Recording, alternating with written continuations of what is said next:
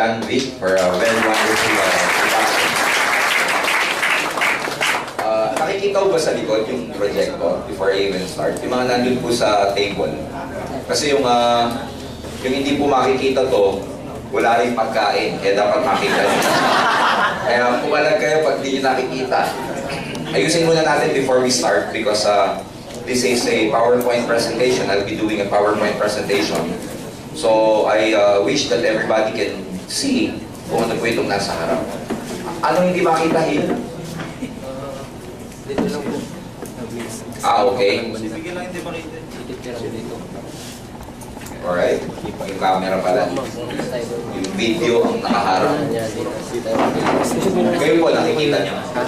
May problema kayo pag di nyo nakikita to. Kayo kayo nakaharap, di ba? Sino ba? Diyan po, sa likod, sa table, nakikita nyo po. Nakikita naman. Tayo lang sa nakikita po. Medyo maliwanag. Tama. Ayan. So anyway, before I even begin, sino po yung ngayon lang po ako nakita? Hindi ko mahiya. Okay. Ngayon ko lang din kayo nakita eh. So anyway, because the last time I was here, kailan mo ba ako nandito? March, April, May, June. So 3 months ago. So actually this is just my second time here in Palawan. Tapos yun nga, nag-usap kami ni John B na part ng itinerary ko for my Palawan activity. Magbibigay muna ako ng training sa inyo before tayo mag-OPP bukas. So part of for my voice because for the last 5 days, I've been going around the country and training a lot of our distributors. So ngayon po yung pang-anim na araw ko na training. Kaya you could just imagine yung aking pong boses, ubus na. Before I even come here yesterday, kanina, kahapon po, nung isang araw, ang mga kausap ko, mga doktor. I did an OPP sa Quezon City General Hospital. Alam niyo ilan pong doktor ang umaten? 100 doktor. Lahat downline ni Dr. Ed Cabato. May kaklase po si Doc Ed nung college na kabrad niya po sa PLM, si Doc Brian Aguilar, who happens to be a surgeon sa Quezon City General Hospital. So na-recruit siya ni Doc Ed, tapos may activity. Ang kinausap niya, ang inorganize niya sa Quezon City General Hospital, puro mga resident yung doktor at saka mga consultant. So you could just imagine lahat ng mga kausap ko nakaputi. Tapos hindi ako nag-demo, nag-OPP lang ako. Kasi syempre pagka ganun at nag-demo ka, they would ask you so many questions, especially a lot of doctors are really skeptic about food supplements. So I just did the OPP and you'll be amazed na kahit doktor to mga to, isa lang ang faculty o isa lang ang the human being responds to the same emotion. So kahit doktor sila, mukha din sila pera. Okay ba yun? May doktor ba rito? May doktor ha? Kasi yung appeal natin, we appeal to the same emotions. So di ba, gusto tao, human being, ito magagamit mo sa networking to. You have to realize that hindi lahat ng mga prospects kailangan pera. Well, basically, maraming tao kailangan ng pera, but hindi lang pera yan, maraming facets yan. When we say facets, maraming mukha yan. Merong recognition ng gusto. Gusto yung feeling of recognition. And one good thing about network marketing, dito katakot-takot na recognition ang pwede mo makuha. Ikaw ang magsasawa sa kaka-recognize sa'yo. So merong recognition, may love, merong mga tao ang gusto nila yung security or money.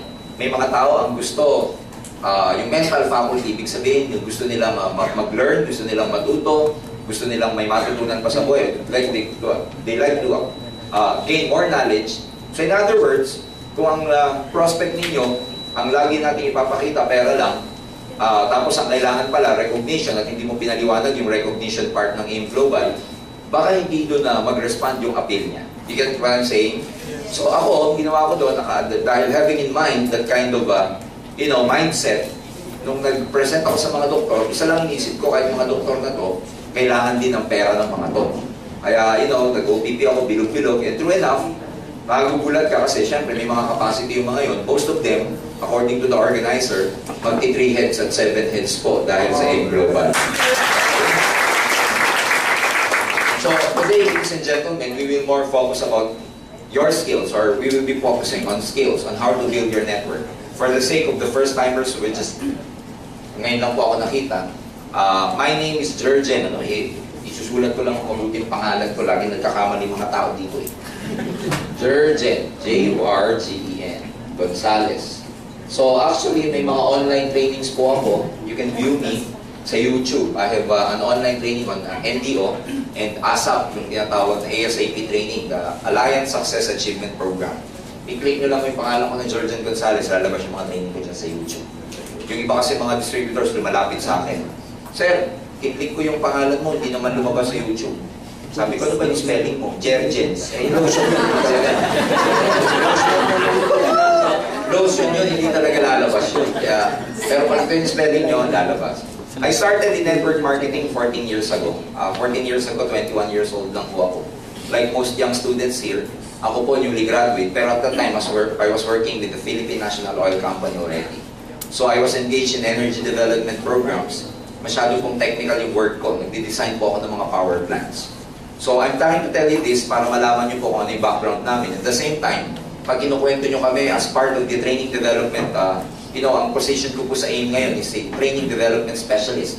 I'm also the business development officer of Alliance in Motion Global, and I oversee the operation of our business in many parts of the country. In fact, this coming July or August, last week of July or first week of August, I will be going to Hawaii to conduct our first OPP there. So mamaya marami po tayong pag-uusapan na binili ni Doc Ed for Palawan Group. Kasi bago po ako pumunta dito, nag-usap kami, sabi ko sa kanya, ang activity ko, Doc, magkakaroon ako ng training sa Palawan and the OPP sa group ni Janvi. And he told me some many things to update you kung ano pa nangyayari sa company. And you will be amazed. You will be excited for the next coming months sa mangyayaring expansion ng Alliance in Motion Global.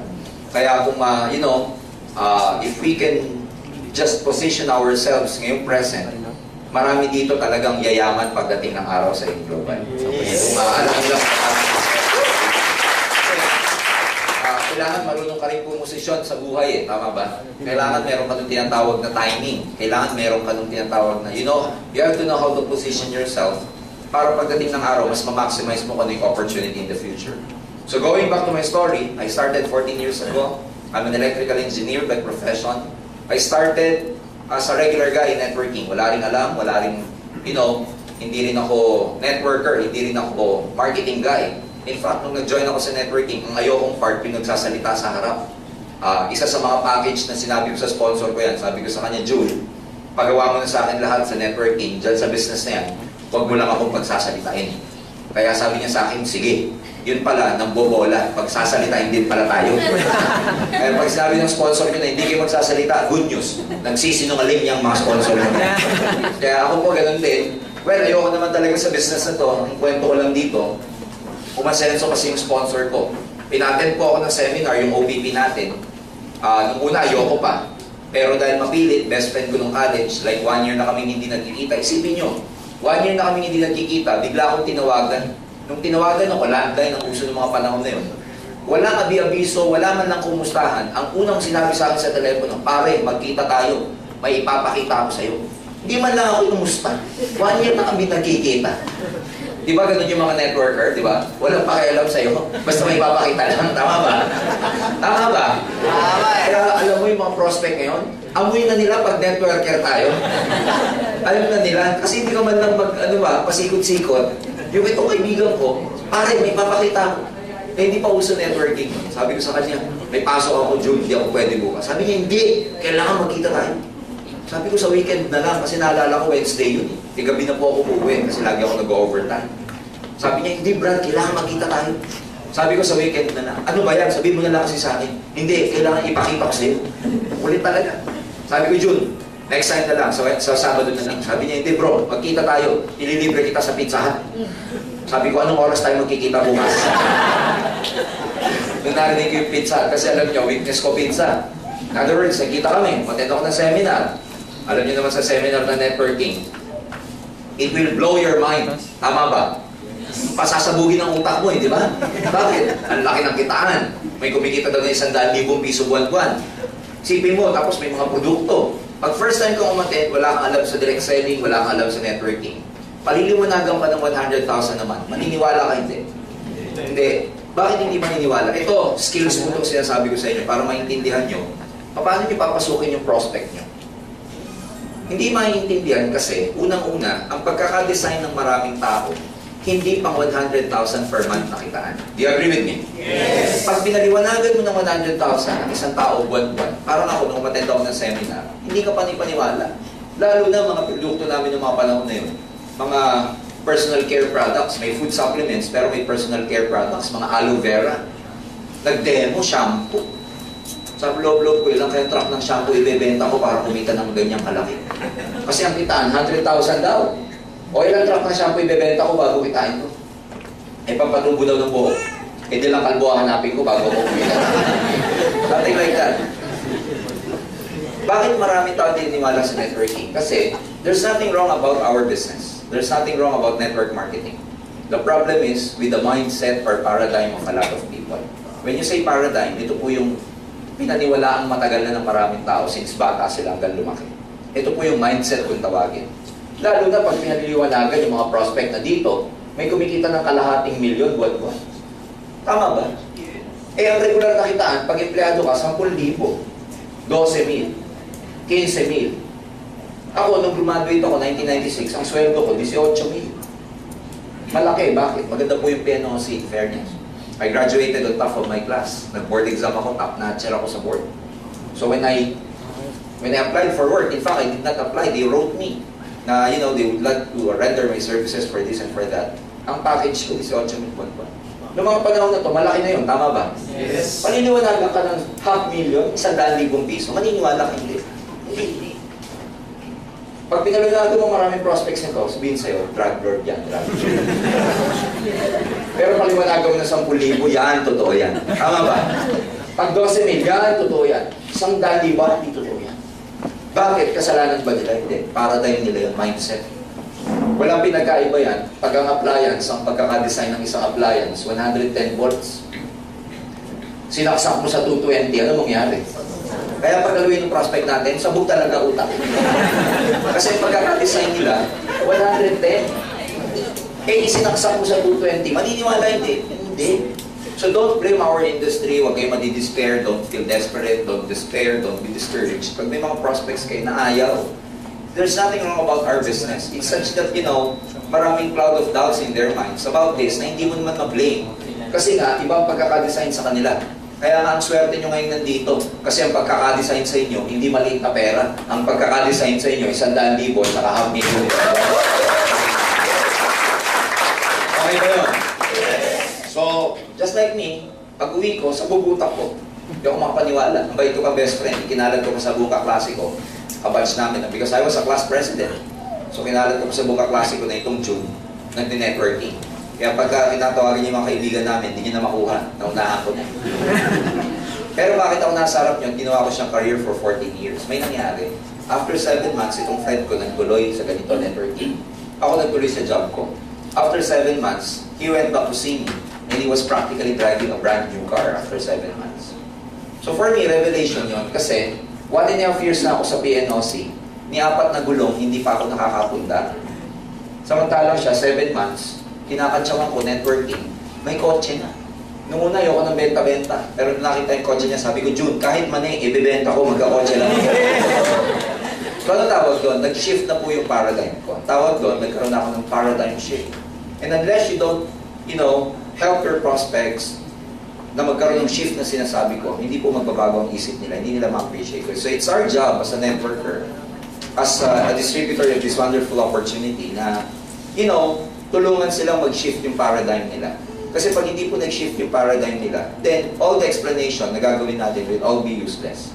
So what I did, nag-part-time muna ako, and just like any typical success stories in this business, ayun, nag-part-time ako, after 3 months, I resigned from my work, after 1 year, ganito na ganyan-ganyan. Ang dami nangyari because after 3 months, mas malaki na yung kinikita ko dito from my job. After 3 months, ang take-home pay ko na, ginagawa ko lang siya part-time. Ang aking full-time job, 18,000. Pero ang part-time income ko dito sa networking, gabi ko lang ginagawa, 53,000 buwan-buwan on my 3rd month. So, syempre, practical lang ako. Kung part-time, 53,000, full-time, 18,000, parang may mali. Parang may mali, tama? Parang yung main line ko, naging sideline. So, sabi ko, practical lang ako na, paano kaya kung full-time ko yan? Eh, noong mga panahon na yun, 21 ako eh. Sabi ko sa loob-loob ko, kung tsamba man to, pwede pa akong bumalik sa trabaho ko.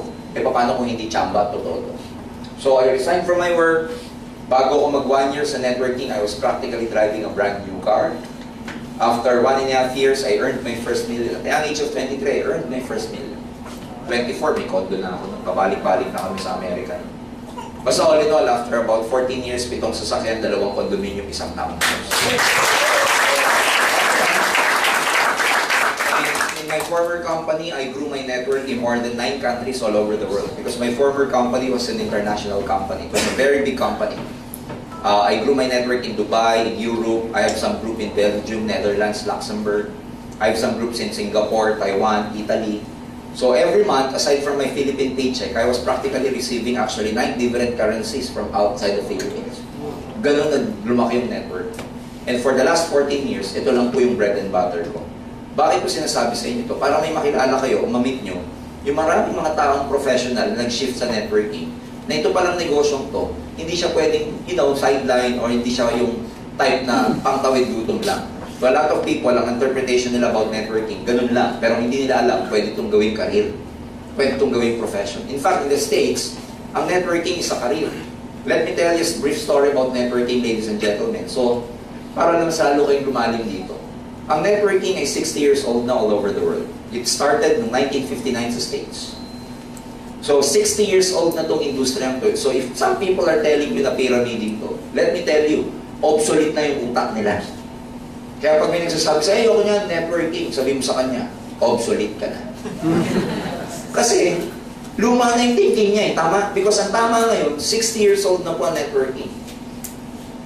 In the States, pag pumunta kayo sa Chicago, in the University of Illinois, tinuturo po ang network marketing o part ng curriculum ang multi-level marketing. Huwag na tayong lumayo dito sa Philippines. Pag marketing student ka sa De La Salle University, meron kang elective course na multi-level marketing. 3 units, 6 months na full semester course. If you're a marketing student in Ateneo de Manila, hindi elective course ang networking. Part ng curriculum. Isang buong semester, network marketing ang topic. Kung postgraduate students ka, when you say postgraduate student, ito yung mga presidente na ng kumpanya, nagmamasteral na. And if you enroll in Asian Institute of Management, AIM, one of the most prominent postgraduate school in the Philippines, dyan po nag-aaral ang top CEO, top executives, top presidents ng mga maraming kumpanya. Pag ikaw postgraduate student ka at nag-enroll ka sa AIM at ang kinukuha mo marketing, ladies and gentlemen, 6 weeks crash course. Ibig sabihin short course ang multi-level marketing. So before you know it, marami pa rin tao hanggang ngayon hindi matanggap-tanggap na totoo networking. Well, sad to say, sila mananatili na lang manonood, tayo mga nasa networking, patuloy na yayaman sa nila.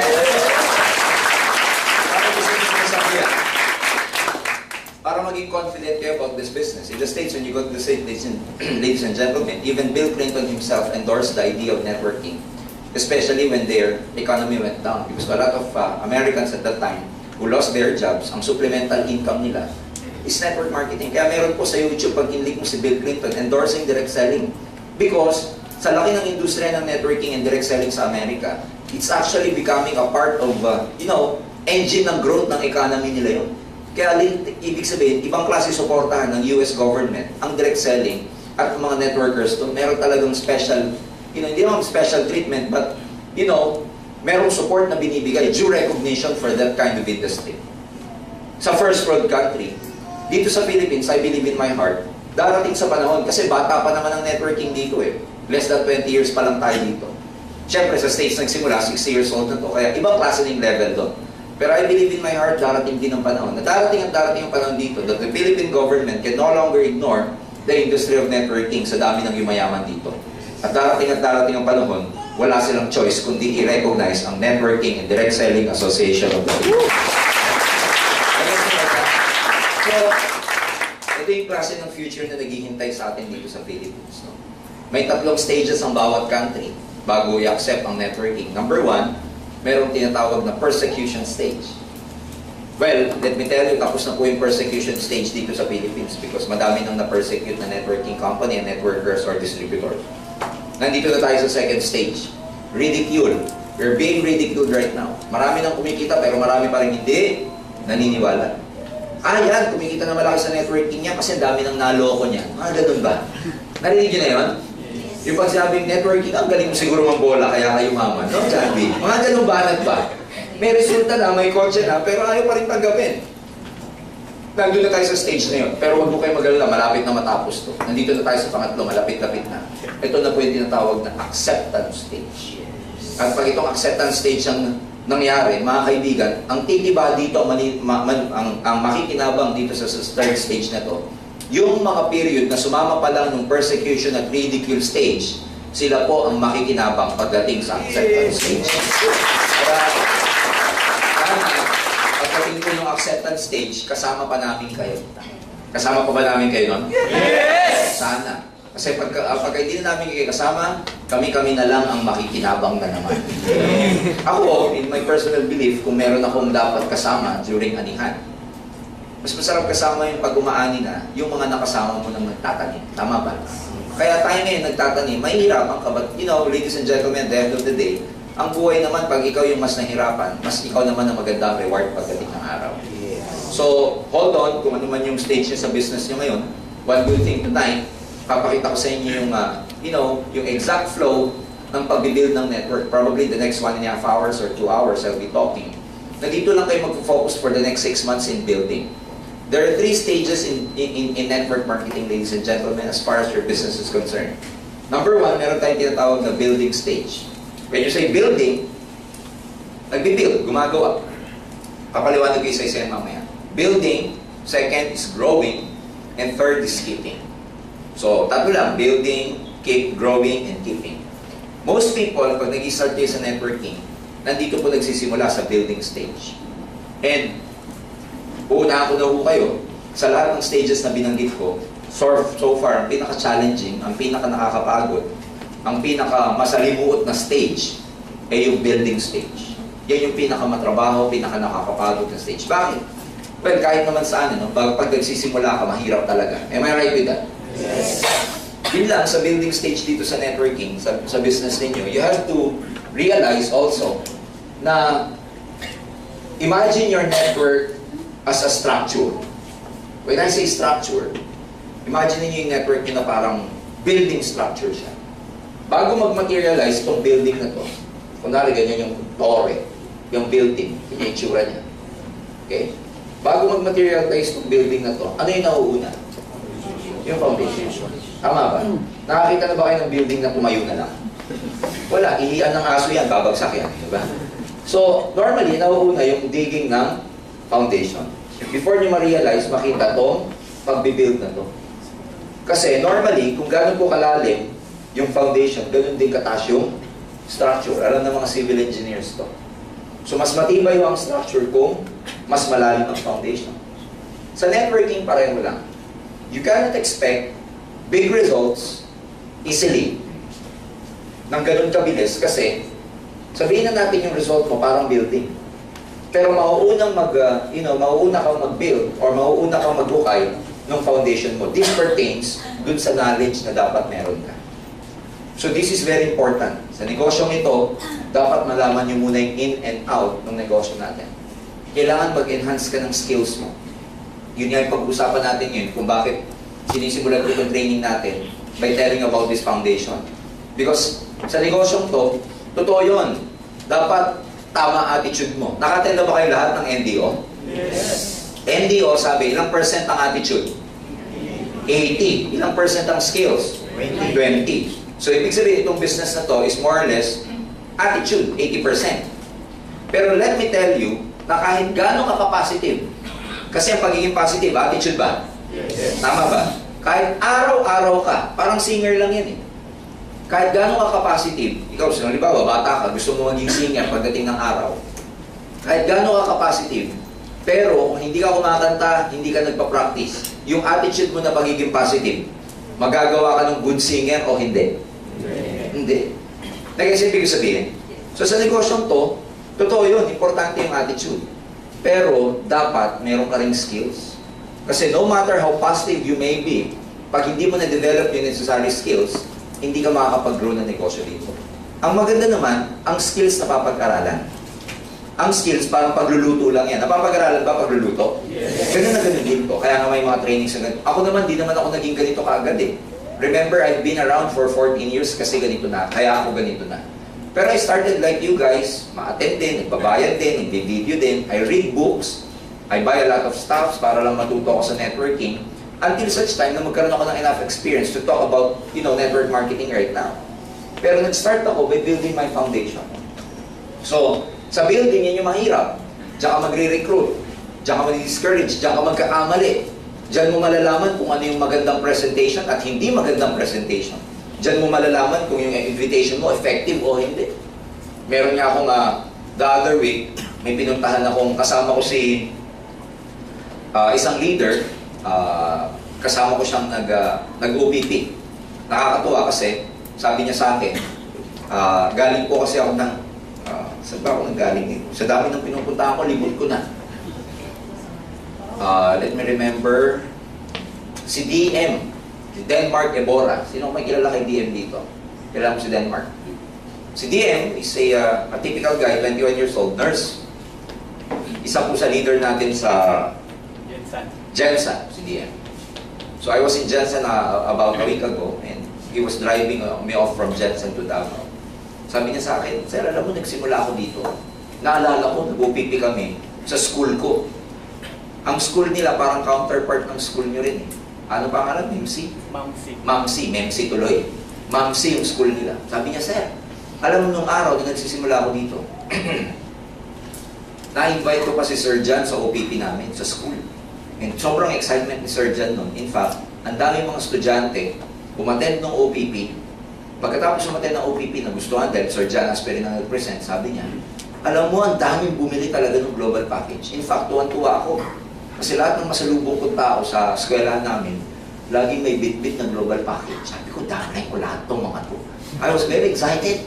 Bagong-bago pa lang ako nun, Sir. Ang laki kagad ng grupo ko. Sabi ko, tapos ano nangyari? Kasi alam ko na sa Bakuday kwento niya. Yun nga lang, Sir, naubos. Sabi ko, ba't naubos? Doon ko naintindihan na dapat pala, nauuna muna ang knowledge, ang training, bago ang grupo. Kasi pag nauna ang grupo, nang wala kang training, temporary lang pala ang grupo mo. And believe me, hindi lang kay DM ko narinig yan. From a person who has been here for 14 years right now, let me tell you, hindi lang si DM ang naka-experience no? Marami na pong distributors na naka-experience no? Walang pinagkaiba sa sinabi kong ito. Nauna yung structure bago yung foundation. Kaya pag may dumating na unos, bagsak agad ang structure nila. So dito ganun din. Huwag kayong matuwa pag nakakakuha ka agad kayo, dumadami yung tao ninyo na alam nyo, hindi pa kayo masyadong leader o konti pa lang yung skills niyo. Mas masarap dito na mauna muna yung natutunan ninyo. Kasi pag natutunan mo at dumating na yung tao, mas magiging stable ang grupo ninyo. Ngayon ang gusto natin dito, long term. Tama ba? Yes! Aanin nyo naman yung network nyo kung one day mawawala din. So today, we will be focusing more on that skill. So, building. Papakita ko sa inyo yung building. Again, may stages siya. Marami mga distributors, dapat nasa building pa lang sila, pumupunta na sa second stage, nasa growing na. Diyan maraming mga tumatagal. Yun ang ayokong mangyari sa maraming distributors dito sa Palawan. Do not subject yourself to the stage of growing when in fact, you have to be at the building stage first. What do I say by growing? Pag growing, pinalalaki mo na. Hindi ka na nagdidirect. Ayan, ang sakit ng mga distributor. Pag nakikita mo hindi ka na nagdidirect, na dapat nagdidirect ka pa lang, let me tell you, tumatawid ka na agad sa growing stage na hindi ka pa tapos sa building stage. Don't you know na ikaw dapat hindi ka humihintong mag-direct until such time na meron kang income o meron kang cheque o meron kang paycheck na pag ito naabot mo na, doon ka palang mag-i-stop mag-direct.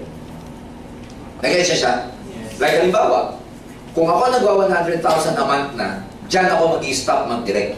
Hanggang wala pa akong 100,000 a month, I can never stop looking for my direct recruits. You know what I'm saying? Yes. So, may mga ganun eh. So, wag mo na kayo pupunta sa growing. Malalaman pag nag-grow ka, ang tawag ko dyan, ang term ko dyan, pag nangingitlog ka na. Ano yung nangingitlog? Bawa, ito ka. Oo. May dalawa kang downline.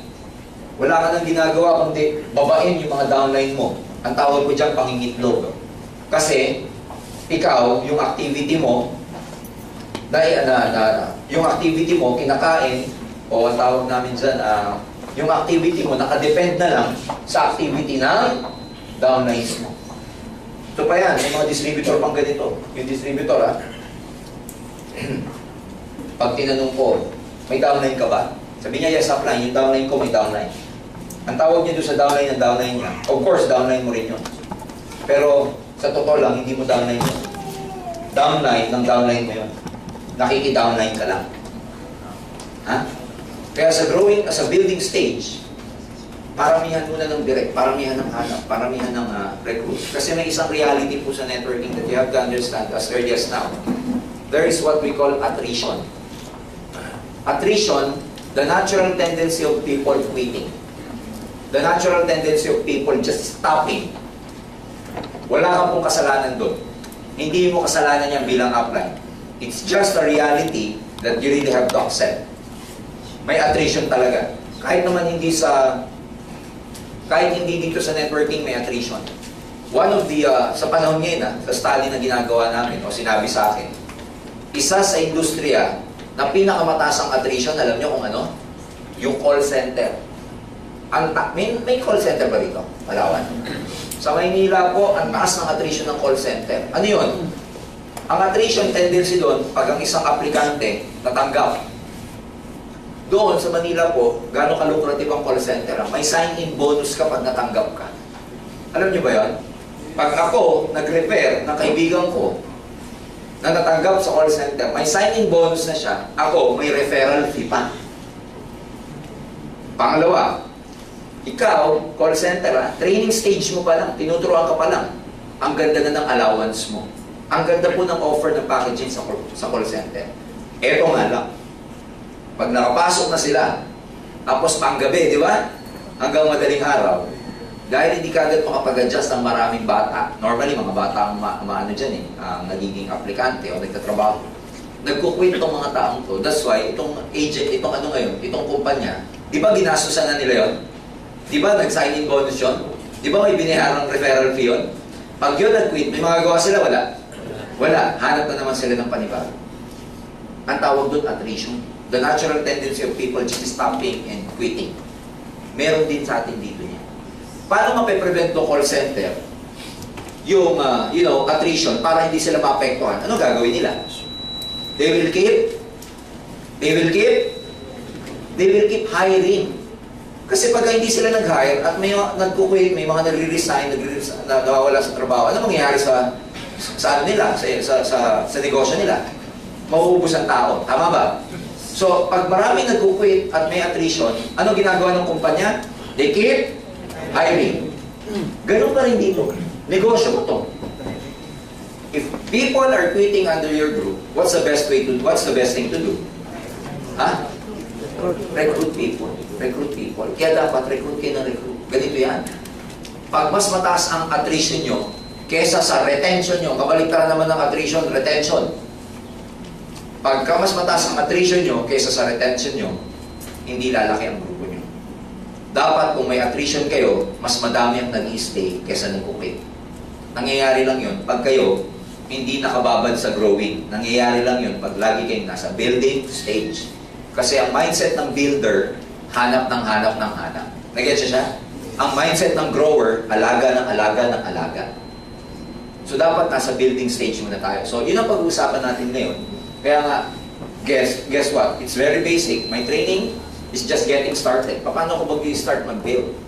Kaya lang, in my experience, hindi rin naman tama na mag-build, hindi rin naman tama na mag-focus on skills without correcting some, attitudes or mindset muna sa atin. So may mga i-correct muna tayong mindset sa sarili natin to become effective in this business, no? Ano, pinipindot lang ko dyan. Scroll na. Buksan mo sa likod.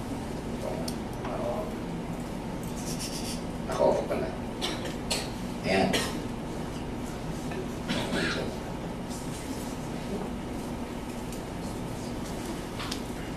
Ayan. Okay? So, syempre, no? Lapit na yun, para makita.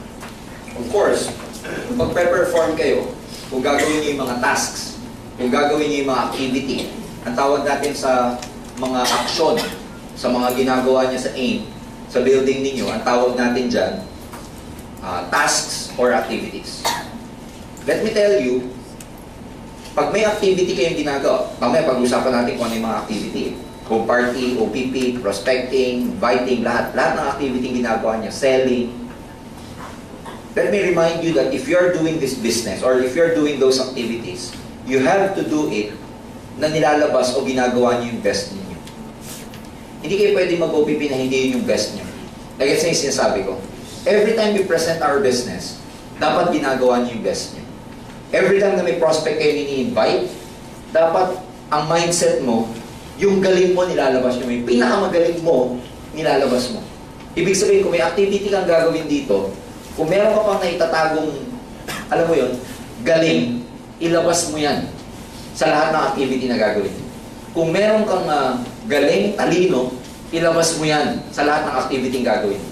Kung may naitatago kang agimat o virtud, ilabas mo na yan sa activity na gagawin mo. Bakit? Kasi if you do your best, dun lang lalaki ang network ninyo. Dun babalik. Parang ganito yan eh. If you do your best, ang balik sa'yo best din. Pag ang nilalabas mo, mediocre. Pag sabing mediocre, yung katamtaman lang. Pag ang nilalabas mo yung average lang, ang balik na paycheck sa'yo, average din.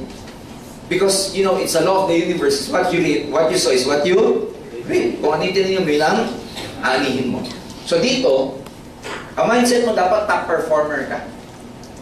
You have to choose to become a top performer in everything that you do. So ano mindset ng mga top performer? Our success in life is determined by the choices we make. You are going to be making choices that will determine your success as you manage yourself. So right now, ladies and gentlemen, let me talk to you na parang kayong beginner. You have to decide, you have to choose. Ano ba gusto niyo mangyari dito sa Engr? Bago pa tayo magsimula, a lot of people are asking us, apply paano ba mag-build, apply paano ba mag-invite, apply paano ba magpalaki ng network, apply. Puro paano tinatanong ng maraming tao sa amin. Don't you know na ang answer, nasa iyo muna. You have to make that choice muna. Mag-decide ho kayo ngayong gabi. Ano ba, siseryosohin niyo ba ito o hindi? Ano ba, magmula ba ngayon, maglalaro pa rin kayo? Babaguhin niyo ba yung mindset niyo o hindi? Kasi you have to choose. Kasi mahirap ma-disappoint sa negosyong to. Hindi ka pwedeng mag-over-expect na ang lumalabas sa'yo, katamtaman lang. Hindi po pwedeng ganun. Alam niyo, sa tagal ko sa negosyong to, maraming disappointments sa mga distributors, pero nagagaling ang disappointments nila, alam niyo kung saan? Sa kakulangan ng ginagawa nila. So when you go home tonight, let me tell you, ladies and gentlemen, you have to choose. You have to make that that choice kung gagalingan niyo ba dito o hindi. Lagi ko sinasabi sa NDO to when I do my NDO. Kung gusto niyo pong mag-excel sa negosyong to, kailangan na itayaan niyo dito buhay. That's the only way. Kasi pag buhay niyo, tinayaan niyo. Kahit hindi niyo alam yung ibang skills pag buhay ang nakataya, you know, automatic yan. Human instinct yun na pag buhay ang nakataya, survival. Tama ba? So pag dito tinayan niyo yung buhay niyo, ang babaguhin dito, buhay niyo din. Pero pag dito ang itinanim nyo, part-time lang, pag itinanim nyo dito, papetics lang, ang check-in nyo, papetics din. So you have to choose. Kaya nga dito, di ba? Sabi ko nga, bago ka maging top performer, you have to choose. Pag uwi mo yung mamayang gabi, sabi mo sa sarili mo, I want to be a top performer. Gusto ka maging top distributor ng Palawan. Kaya lang, yung mga top na ganyan, yung mga magagandang pakinggan na ganyan, may kabayaran yan. Alam nyo ba, pag ikaw yung gusto mo maging top notcher, gusto mo yung ikaw yung maging cum laude, gusto mong ikaw yung matasang grade, mas mag-aaral ka. Tama ba? Mas magpupuyat ka. Tama ba?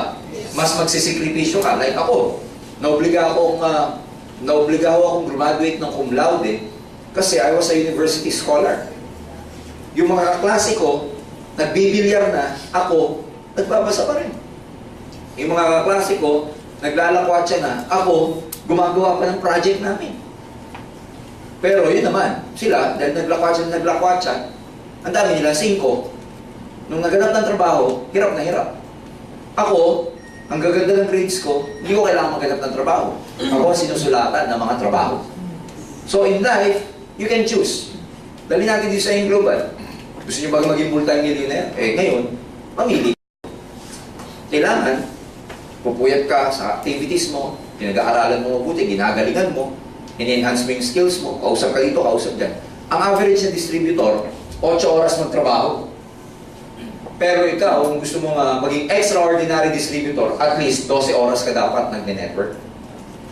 Don't expect na ikaw, ang gagawin mo yung pang-average na tao lang, tapos ang check-in mo yung extraordinary. No.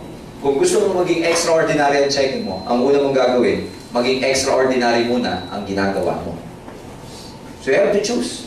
Ang maganda naman dyan dito, yung choice na yan, nasa iyo. Kung gusto mo maging malaking paycheck, o maging maliit ang paycheck mo. You are given a blank paycheck here. Binibigyan tayo dito ng, blankong cheque. Ikaw ang magsusulat kung magkano gusto mo, based on trabaho na gagawin mo. It's a fact that you can tailor-make the situations in life. Hindi natin madidesign kung ano yung sitwasyon sa buhay. But what you can tailor-make are the attitudes to fit those situations before they arise. Meaning, ano nga sitwasyon tayo meron ngayon? Kasi maraming mga distributors, nasa blaming mode eh. Maraming distributors, meron silang reason kung bakit hindi lumalaki ang tuloy nila. Pumusta ako dyan. Ipapuputol ko 2 kamay ko dyan. Alam niyo bakit? Distributor din ako eh. Maraming distributor, lahat ng rason sa mundo, meron kung bakit hindi sila lumalaki. Meron. Pero sa totoo lang, kung hindi natin tatanggapin na tayo din mismo may pagkukulan kung bakit ganun ang result natin, hindi natin nakuha ang result natin, then we can never adjust. Sa buhay, like your life in network marketing, ladies and gentlemen, you can have thousands of reasons why your network is not growing or why you're not getting your goal. But at the end of the day, excuses pa rin yan. In life, sabi nga nila, you can make excuses or you can make reasons to succeed. Ngayon, ano gagawin nyo? Magmula ngayon, siyempre, huwag na tayo maghanap ng excuse. Huwag kayong maghanap ng reason kung bakit hindi kayo successful. In fact, dapat maghanap kayo ng reason para mag-succeed kayo sa negosyo. After this training, dapat may isa ka ng reason kung bakit lalaki ka. Ano yun? Kasi naka-attend ka ng extensive skills training ni Jurgen Gonzales, kaya lalaki ka ng dito. Ito yung mga reasons to succeed. Ito yung mga reasons to succeed, hindi yung reasons to fail. Kasi ang Palawan, maliit lang eh. Mga ganun ba? Teka muna. Bago ka mag-network, maliit na talaga Palawan eh. Ano gusto mo? Magbago Palawan para mag-succeed ka. Maraming tao gusto nila magbago mundo para sa kanila. Mali po, ikaw ang magbago para sa mundo mo. Doon ka magiging successful. I've gone to a lot of places. Ang dami ko nang pinuntahang mahihirap na lugar. Pumunta ko kayo ng Bohol. Ang Bohol, mas maliit pa sa Palawan. Pero nandun si Leo Caduyak. Si Leo Caduyak, na dating grade 5, na hindi marunong mag-spelling ng insurance. Pag i-spelling niya yung sabi ko, paano ka nag-spelling ng scholarship? Nilalagay ko lang, sir, letter S, scholarship. Kasi nag-OPP. Yung insurance, paano mo in-explain? Insurance, sir. Nilalagay ko, letter N, insurance. Mali pa rin. Pero wag ka. Ngayon po, nag-drive ng Pajero, yung field master na kulay puti. Global Ambassador, 200,000 minimum ang monthly income sa Alliance in Motion Global. Tricycle driver. Tricycle driver. Pwede mong isipin na handicap niya yun. Pwede mong isipin na disadvantage yung hindi siya marunong mag-spelling, hindi siya marunong magsalita, hindi marunong mag-OPP. No read, no write eh. Kaya niyang magbasa basta may susundan. Kaya niyang mag-spelling basta may kokote. You can just imagine, nagawa niya. Yun yung sinasabi ko na hindi siya ang nag-adjust sa sitwasyon sa buhay niya. Hindi yung sitwasyon ang nag-adjust sa kanya. So, kung meron dito mga tao na pinipilit nyo magbago ang sitwasyon nyo, bago kayo mag-succeed, magbago environment, magbago ang sitwasyon dito sa Palawan before you can... sorry to tell you, that can never happen. A successful person, siya ang nag-a-adjust dun sa sitwasyon niya. Kasi meron siyang tamang attitude. Tigas nyo? So again, instead of making reasons to fail, instead of making excuses to fail, why not find reasons to succeed? Ang isang gusto maging successful na tao, hindi excuses ang hinahanap. Ang hinahanap niya, reasons na magsasucceed siya. Because, yun nga, if you keep blaming and looking for reasons why you're not succeeding, then ladies and gentlemen, hindi ka mag-grow, laging nandun ka na lang. Ang isang negosyante, lagi niyang iniisip kung paano siya mag-grow.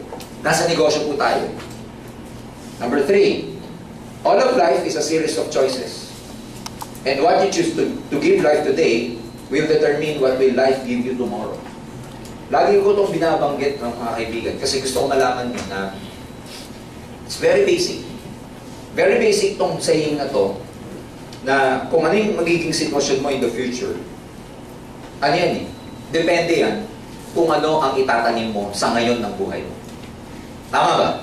Kahit hindi po sa aim global, kahit na iba't ibang mga sitwasyon o iba-ibang mga sabihin na natin, iba-ibang mga pangyayari sa buhay natin, kung ano man ang mangyayari sa future, depende yung future natin sa gagawin mo ngayon. Kasi, in the same logic, in the same reasoning, na kung ano yung sitwasyon mo ngayon, resulta yan ng ginawa mo dati. So, ibig sabihin, kung ano tayo ngayon, result ito ng past mo. Pero kung ano yung mangyayari sa future, resulta po yun ng gagawin mo ngayon. Tama ba? So, one good thing about that, simple lang. Ang tinatrabaho natin sa aim, yung future natin. Kung tinatrabaho niyo ba yung future niyo dito? Yes! Gusto niyo ba magkaroon ng magandang future? Yes! Pero yung future na yun, may kapalit wala? Parang ganito yan eh. Kung gusto mong may anihin ka, dapat may tanim ka ngayon. Pag nagtanim ka ng apple ngayon, ano anihin mo? Nangyari na ba nagtanim ng apple, tapos orange ang inani? Hindi. The same way na pagka wala kang tinanim ngayon, wala ka rin anihin pagdating ng araw. Sa network, pareho lang. Kung gusto nyo magkaroon ng malaking network one day, kung gusto nyo one day na, you know, yung isang coliseum, may coliseum ba dito sa Palawan? Yes. Yung isang coliseum dito na pupuno mo, sisel lang ng grupo mo. Gusto mo nag-uwi ng kalahating milyon buwan-buwan. Gusto mo may sasakyan ka, magandang bahay. Simple lang. Yun, resulta na yun. Tatrabahuhin mo muna yun ngayon dito, sa present. By what? By recruiting a lot of people, by talking, by doing the necessary activities. Yun yung pag-uusapan natin mamaya. Kaya nga ang mindset ng networkers ganito. Okay lang tayong napapagod ngayon. Di baling mapagod na ngayon. Bakit? Kasi lahat ng tinatrabaho mo sa future mo, tinatrabaho mo na ngayon. Para pagdating mo sa future mo, puro ka na lang pahinga. May isa pang saying ng mga networker na, you know, let's work for the money and then later on, money will work for us. Narinig niyo na yun? Diba? Kaya, okay lang mapagod kayo ngayon dahil ang tinatrabaho naman natin, darating pa eh. Kaya pag may mga taong lumalapit sa akin, nagsasabihin, napapagod na daw sila, nahihirapan na sila. It's okay. Kasi yan talaga yung panahon mo eh. Ito talaga yung panahon na mahirapan at magtanim ka eh. Nangyari na ba na yung pagtatanim sa pag-ani, nagsabay o hindi? Hindi. Lagi nauuna lagi yung pagtatanim. So, gusto ko maging mindset niya yan para huwag kayong mag-expect masyado ng result. Kasi ang result mangyayari pa lamang. The sad part about most distributors, gusto nila ang result ngayon na kaagad.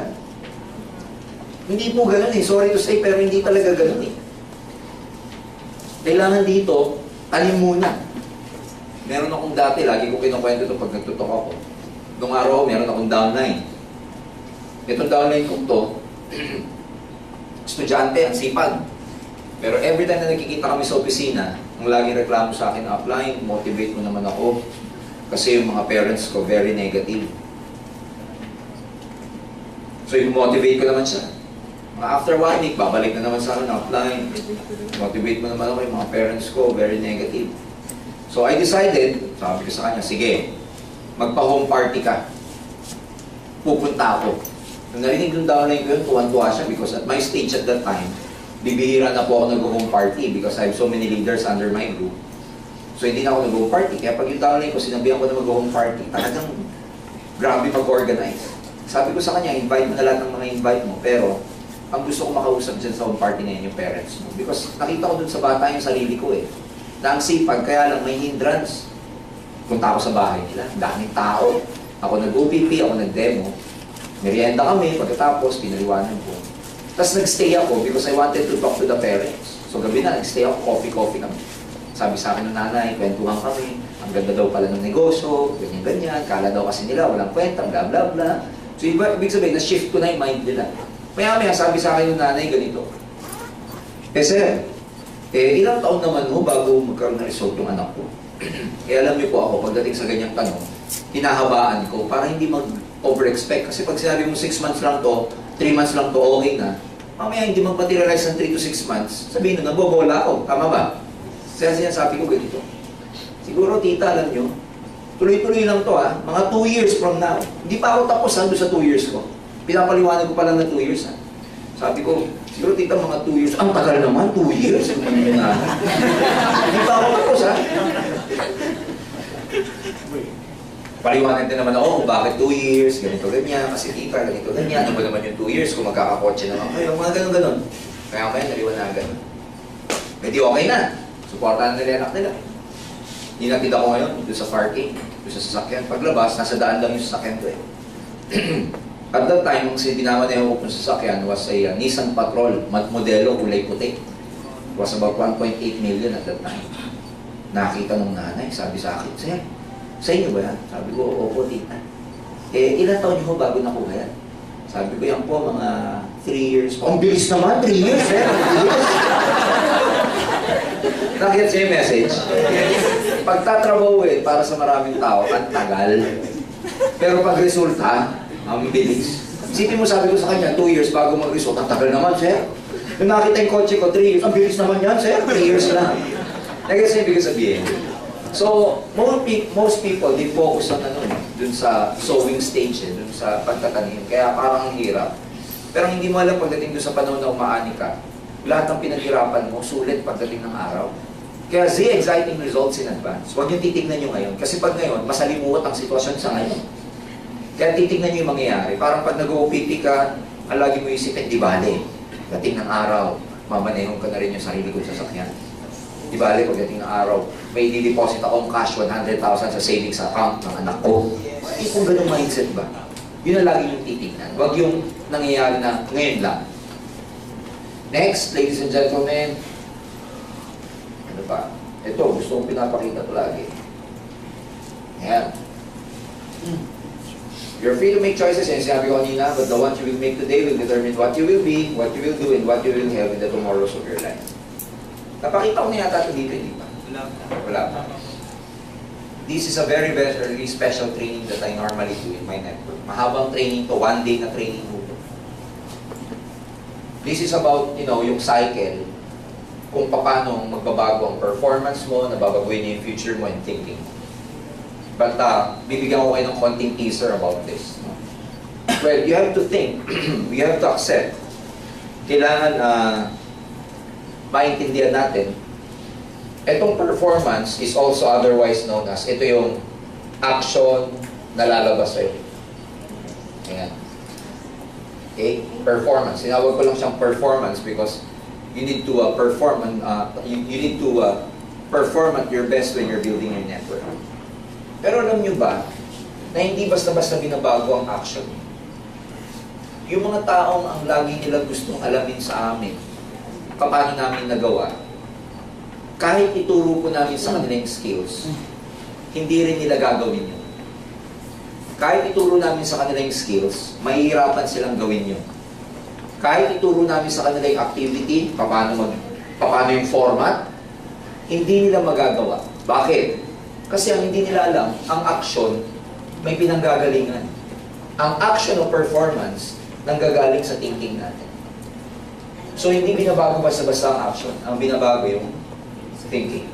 Pag hindi nagbago to, pag ito lang binago mo, hindi mo binago to, babalik yung dati mong performance. Artificial lang yung improvement mo. So, if you want to improve your performance, you have to improve your thinking. Pero pag ang mangyaring, ito lang lagi ang inaalam mo without having to change your mindset, your values, your thinking, your principles, etc. Babalik at babalik yung dating way ng performance mo. So, kasi ganito yan. Bakit ganun na explanation? Kasi, kung ano yung iniisip natin, ang manifestation niyan sa action. Ulitin ko kung ano po yung iniisip natin, lumalabas yan, ang manifestation niyan sa action natin. One class example. Pag happy ang thoughts mo, masaya iniisip mo, ano lumalabas sa'yo? Ngiti o luha? Tama ba? Ibig sabihin, kung ano yung iniisip mo, nagiging feeling siya, nagiging action siya. Kunwari, negative thoughts, sad thoughts. Ano lumalabas sa'yo? Ngiti o luha? Luha. Pwede mong dayain na masaya ka, o na malungkot ka, pero masaya ang panlabas mo, pero artificial lang yun. Babalik at babalik dun sa kalungkutan niya ng the end of the day. May mga ganun tao, di ba? Kaya nilang dayain yung sarili nila. Kaya nga tinawag na daya kasi hindi permanent. Babalik at babalik sa dati.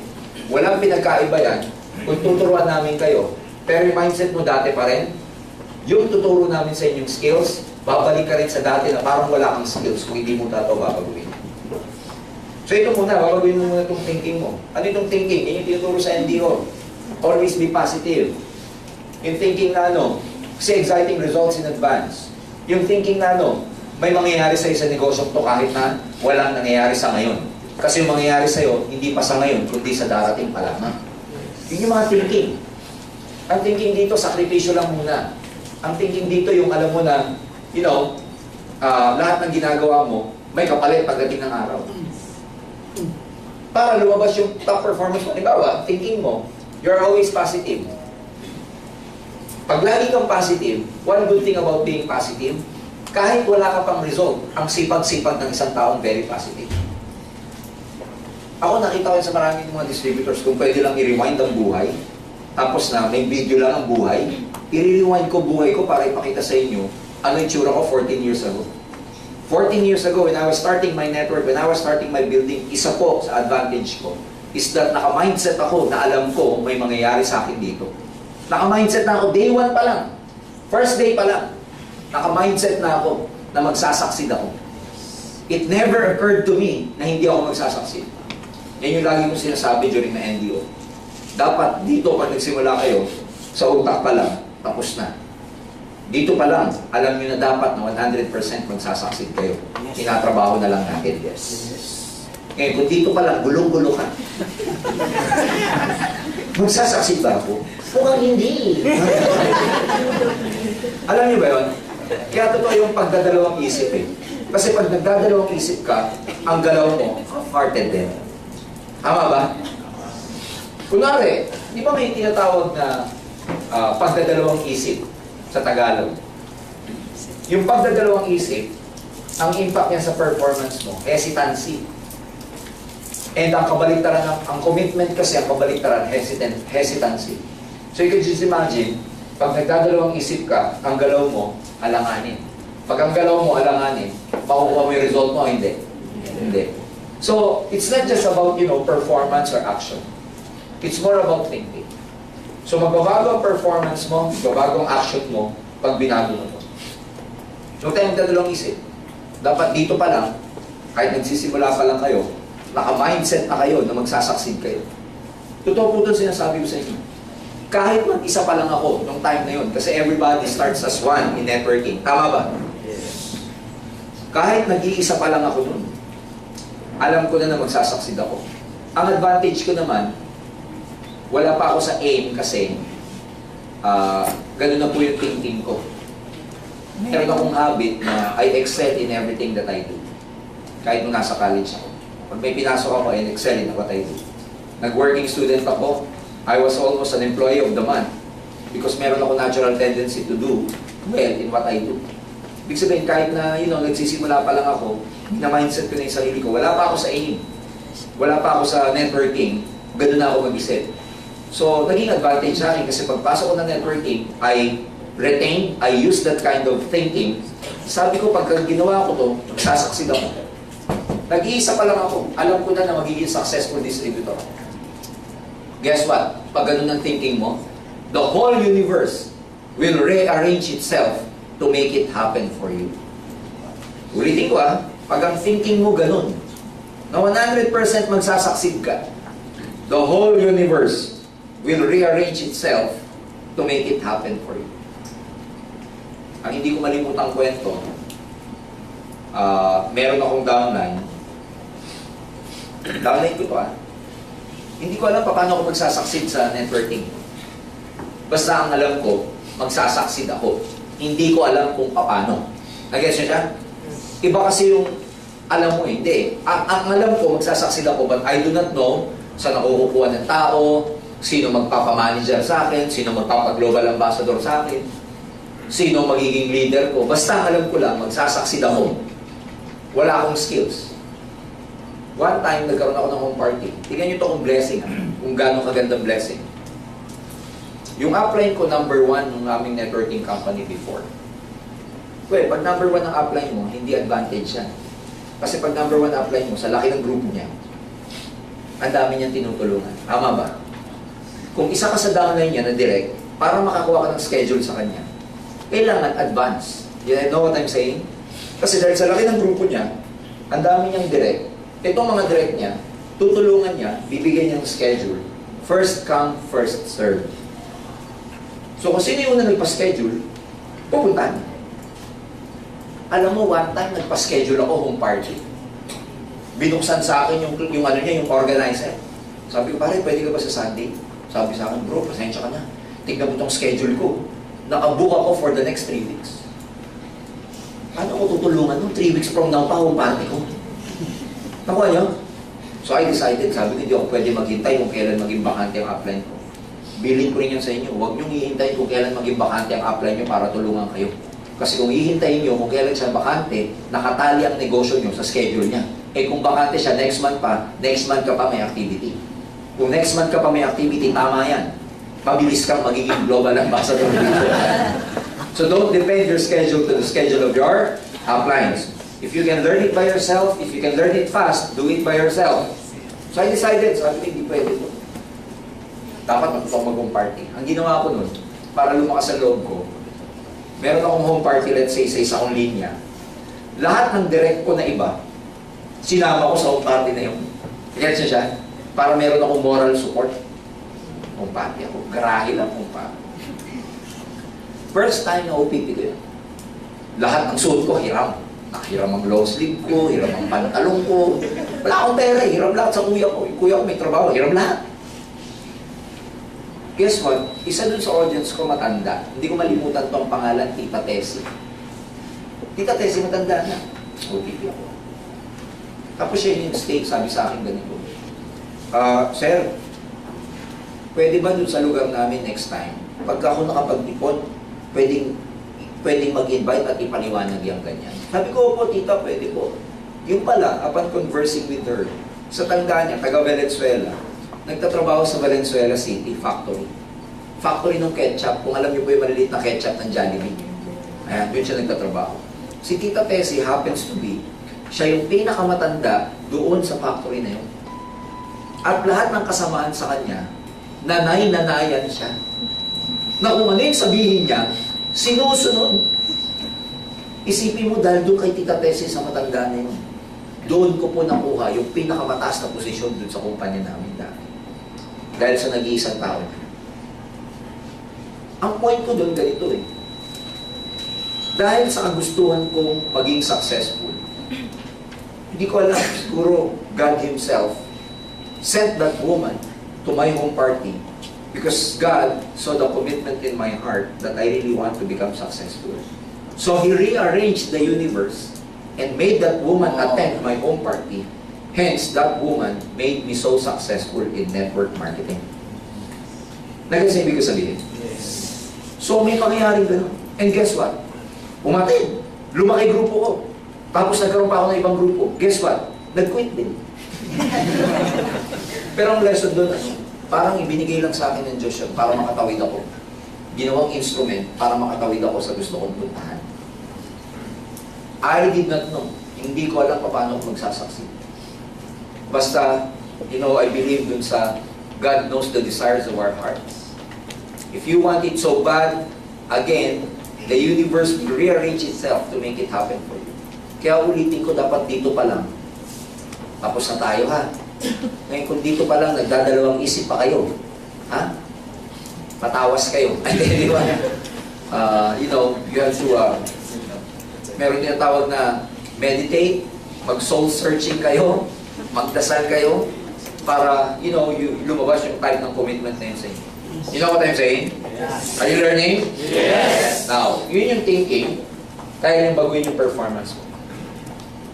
Ito tatandaan yung mabuti. Once na ginawa mo yung best mo, once na ginagawa mo yung mga necessary activities sa iyong global, once na in-enhance mo yung skills mo, guess what? Makukuha mo yung result na gusto mo sa future. Hindi pwedeng hindi. Kasi kung ano yung action mo, ang result yan sa future.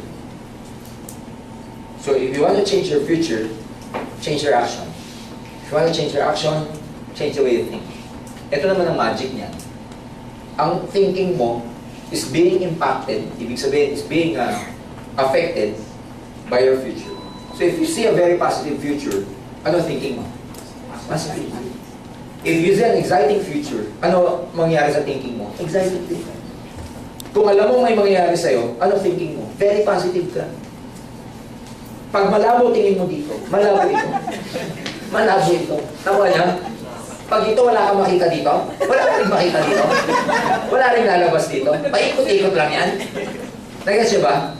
So if you want to break, simple lang eh. This can be applied both negatively and positive. Kaya pag wala kang nakikita dito, apektado. Pag maganda nakikita nyo dito, apektado. So dyan lang umiikot yan. In fact, when I do this training, pinapakita ko dito, ano yung mga thinking na kailangan mong baguhin. Ano yung mga present thinking mo. Tapos papakita ko yung mga dapat mong gawin at hindi mo ginagawa. Tapos ano magiging future. This is a whole day training actually. Nandiyan lahat. Pero binigyan ko kayo ng teaser how I conduct this kind of training. Kasi hindi naman ito ang training natin for the day. This is a higher level training to eh. Especially pag yung, you're on the verge of growing na. From building to growing, ito na yung mga magiging task. Ito na yung magiging training sa inyo. And so, having that in mind, na apektado pala, ulitin ko, babalik ko lang, no? Having that in mind na apektado pala ng thinking, ang performance, it's not just, talking about performance tonight. It's also changing our thinking. Ang tawag dyan sa NDO nyo, yung, babaguhin mo rin yung attitude.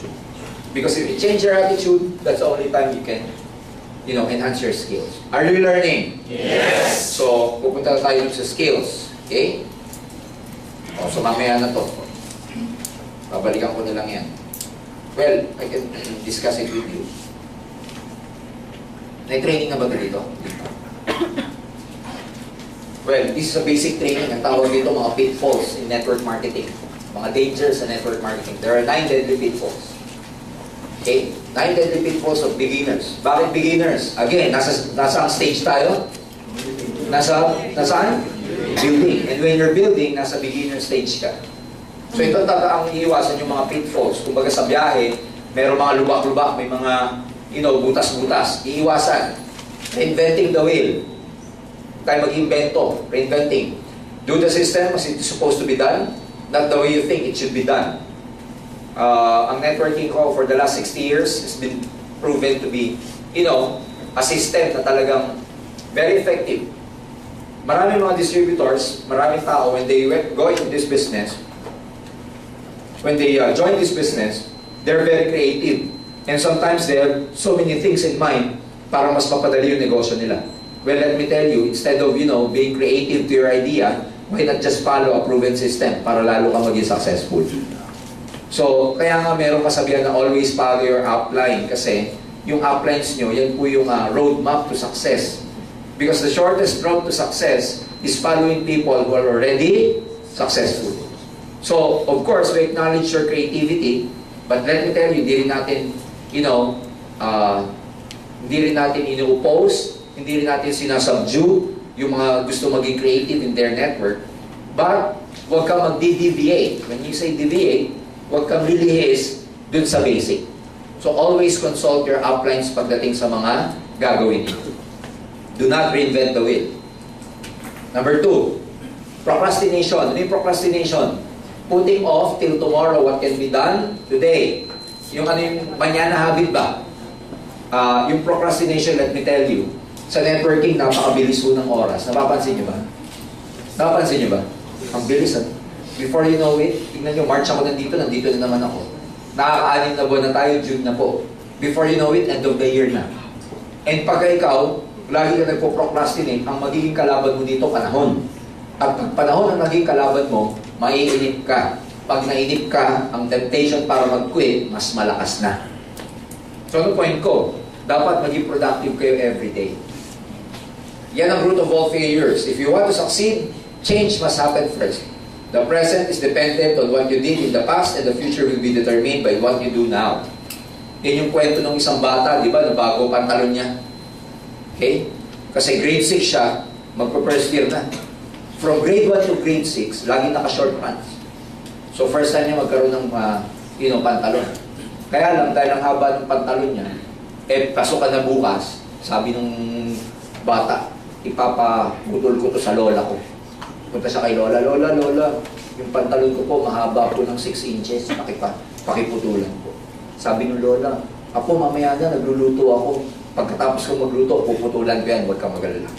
Bata ang kulit, dahil excited. Punta sa nanay, sabi sa nanay, nanay, pakiputulan naman ng 6 inches tong pantalon ko, ang haba kasi. Sabi ng nanay, mamaya na, magpa-plancha pa ako. Pagkatapos ko mag-plancha, puputulan ko. Ang kulit talaga ng bata, pumunta sa ate. Ate, tulungan mo naman ako yung pantalon ko mahaba ng 6 inches. Sabi ng ate, mamaya na, mag-cover muna ako ng mga libro, pasokan na bukas eh. So yung bata, so his disappointment, umiyak. Diba mga bata, pagka naiiyak, nakakatulog po sa sala, sa sopa. Pagdaan ng lola, sabi ng lola, ay, yakap-yakap yung pantalon ng apo. Ay, kawawa naman yung apo ko. 6 inches na pala. Kinuha niya. Pinutulan 6 inches. Binalik na.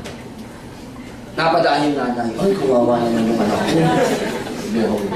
Pinutulan. Binalik. Dumaan yung ate. Nakita. 6 inches ulit. Good news, kinabahan yung bata. Nakashort pants ulit. Ayun yung, that's the price you have to pay pag lagi ka bukas. So do not procrastinate.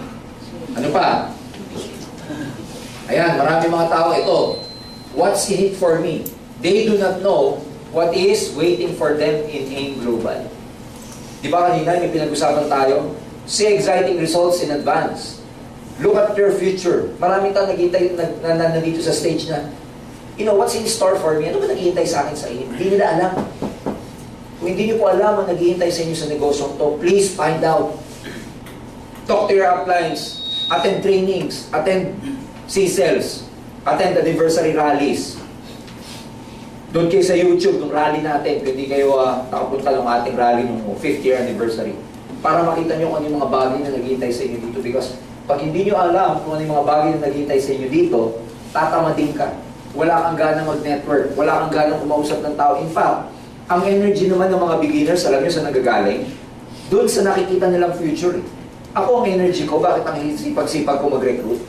Kahit wala pa akong kinikita. Kasi, nakikita ko na yung vision. I have a vision that something will good, something great, something bigger than me is gonna happen. And let me tell you, dapat alam nyo to. Pag tinanong kita, ano ba nakita sa'yo? What's in store for you in this business? Attitude, small time attitude. Again, bakit dangerous tong small time? Remember, pinag-usapan natin kanina, ang attitude mo affected ang action mo. Attitude affects your performance. So, pag small time ang attitude, ano performance? Pag small time ang action, ano result mo? Small time. Hindi pwede magkabaliktad to na small time attitude tapos ang action mo. Kasi, ang work attitude natin, guess what? Ang work attitude, ang goal natin, okay? Affected yan ang work attitude natin. What do I mean? Siyempre, pag small time lang, ang gusto mo, tingin mo dito part-time lang, supplemental income lang, tingin mo dito pandagdag lang, ano lalabas na action sa'yo? Hindi pandagdag lang. Pero pag tingin mo dito, ito yung bibili ng yate mo dito sa Palawan, ay ibang klase action mo rito. Ito, bibili ng helicopter mo, ay ba lalabas sa'yo dito? Malamang dugo ng pawis mo, hindi ka pa huminto. Tawa niyo, ibig sabihin? So think big because you now have the opportunity to aim high. Success stops when contentment starts. Ito ang problema namin sa mga distributors na, top distributors. When they are so successful, they become contented. And then they stop. Okay lang mo yung maging contento kasi meron tinatawag na dapat masatisfy ka rin eh. Because if you don't become satisfied, then you will never become happy. Pero may ano yan, may kabaliktaran. Yung tinatawag na complacency. So, marami mga pagdating ng araw na successful ka, magiging kalaban mo naman yung sarili mo. So, tuturuan ka rin namin paano i-neutralize. Always pursue and move forward. Okay? Dapat wala dito. Move forward. What else? Ayan, poor self-image. Lack of confidence shows. Use law of suggestion. Itong poor self-image. Dalawa pong self-image. May outer tsaka inner. Ang inner, yan yung attitude nyo. Ang inner, yan po yung, tinuturo namin sa NDO. Positive, confident ka dapat, may commitment ka. Yung mga ganun. Pero ang danger dito, yung outer image. Alam nyo ba minsan ang confidence mo nanggagaling sa suot-suot mo? Alam nyo ba yun? Oo naman. Pag may kakausapin ka, mas maganda pa yung suot ng kausap mo sa'yo. Ma-intimidate ka, di ba? Tama ba? Oo, yung intimidation malaking bagay yan because nakikita yan sa outer image. Kaya, kaibigan, ang una nyo dito, i-internalize, isipin nyo na ito po negosyo. Dapat magmukha kang negosyante. Lalo na pag may mga kausap kayo. Okay lang pag wala kayong kausap, kahit wala kang suot. Tama, sa banyo, di ba? Wala kang kausap, wala kang suot. Pero may kakausapin kayo, papakita nyo negosyo nyo, please. Hindi naman sinabing mahal. Appropriate ang tawag dyan. Dress appropriately. Pag nasa center ka, speaker ka, yung suit mo dapat. Ano suit mo? Kunwari speaker ka, OPP sa center. Ano suit mo? Power dress. Okay, magmamaong. Okay, magti-t-shirt. Kasi, representation ka ng kumpanya the moment na nagsasalita ka sa harap. Hindi ka representation lang ng Palawan, hindi ka lang representation ng grupo mo. Pag nasa center kayo at speaker kayo, representation kayo ng kumpanya. Ang lahat ng umaattend sa'yo, ang tingin, hindi lang ikaw speaker, ang tingin sa'yo, aim global ka. Kaya dala-dala mo image ng kumpanya pag speaker ka. Kaya sana, dito, hindi ko alam kung ano nangyayari. But ladies and gentlemen, yung mga speakers bureau nyo dito, every time you handle your you touch the mic or handle the mic in front, make sure that you are dressed properly. Agree ba tayo doon? Yes. Pag may kakausapin kayo, kahit wala ka pang resulta, fake it until you make it. Pekein mo muna. Pagmura ka muna. Tama ba? Kahit na hindi ka pa successful, dapat ang itsura mo, successful ka na. Mamaya yan hindi ka pa successful, ang itsura mo, dugyutin pa. Lalong hindi ka paniniwalaan. Tama ba?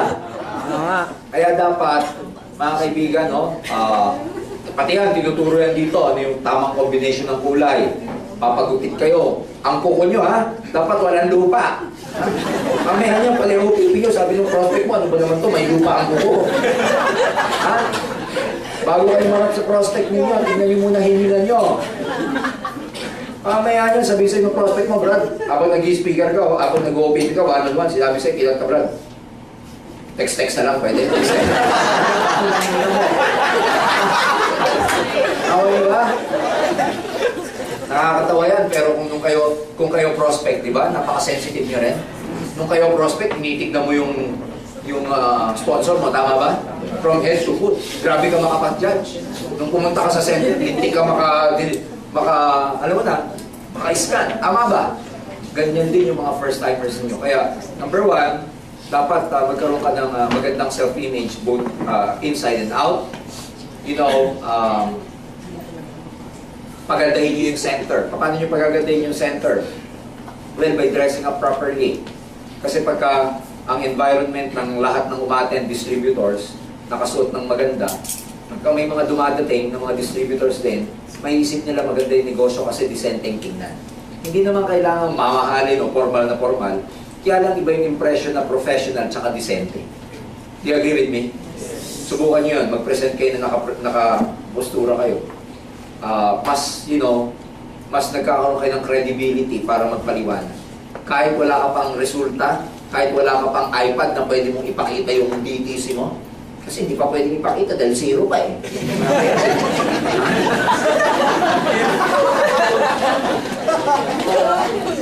Kahit wala ka pang ipakita, okay lang kasi, confident ka dahil yung itsura mo mukha kang successful. Dahil ako din Siyempre gusto kong masumama sa taong disente tingnan. Kayo ba? Mas gusto nyo sumama sa taong disente tingnan, tama ba? Kasi kung sponsor mo, gano'n ang itsura, pwede mo sabihin sa kanya, ay, mahuhugot ko to sa mga professional na kaibigan ko kasi may dating. Eh pag ang dating, alam nyo na, may muta pa, di ba? Ay, hindi ko to mahuhugot, ayoko to. Naku, ano ibig sabihin? Lahat pa naman ng mga prospect, ang kanilang duda sa una, paano ko kaya ipapakita to sa kaibigan ko? Paano kaya tatanggapin to ng kaibigan ko, itong negosyong to? Paano kaya nila i-accept? Paano kaya nila i-interpret? Tama ba? Yan ang thinking ng mga prospect natin eh. Habang nagpipresent ka, maganda. Ang processing yan, ganito. Ang ganda sana, kaya lang. Paano ko ipapaliwanag sa mga kaibigan ko to? Ibaduy na baduy sa networking yun. Pero pag nakita ka niya na ikaw may dating, itong yun. Siya magmumukhang baduy. Siya ang pagpipresentin ko. Nagets niyo? So, make it a point that, you impress your prospects, your downlines by dressing up properly. Iba po ang dating. Pati ikaw, yung confidence level mo tumataas. At pagka ikaw, hindi mo masasabi kung sino kakausapin mo at the day. Di ba? Paano pag ang pinakausap sa'yo ng down the line mo, professional? Eh, hindi ka handa. May butas pa yung damit mo. Nakuha mo ba? Sasabihin mo pagdating ng prospect, ay, maganda po to, bye-bye. Wala ka ng confidence. Ayan, ano pa? Ito, rejection. Sa building stage, kaibiganin nyo to. Kasi kahit nasa growing, keeping na kayo, kasama nyo pa to. Kaya gabi-gabi yakapin nyo to si rejection. Huwag nyo siyang gawing kaaway. Make it an ally. Tawag dyan kakampi. Because hindi nyo maiwasan to rejection. Sa networking, kasama to. In fact, hindi lang sa networking. Sa iba't ibang negosyo. Any business empire. Kasi sa buhay, if we do great attempts, we will get rejected a lot of times. Bigyan ko ng example si Joseph Lim. Joseph Lim, ang average income mo ngayon is about 1.2 million to 2.2 million a month. A month. Yun yung tao na pag nag-iisang milyon, malungkot. Kasi ang average niya 1.5 to 2 million. 27 years old. Naka-hammer, kulay itim. Galing ako sa Cebu 1 month ago. In-inspect ko po yung pagdadausan ng rally, yung venue. Kasama ko yung office manager natin ng Cebu, yung empleyado natin ng Cebu. Ang pangalan si Dexter. So, lunchtime na, gutom na ako. Sabi ko kay Dex, kain muna tayo. May nakakita kaming kainan, malapit po dun sa venue. Ang pangalan, AA's. Itong AA's, marami pong branch to sa Cebu. Kasi it's a very simple karinderya. Ihawan siya. Tapos, hindi naman ganun ka-class.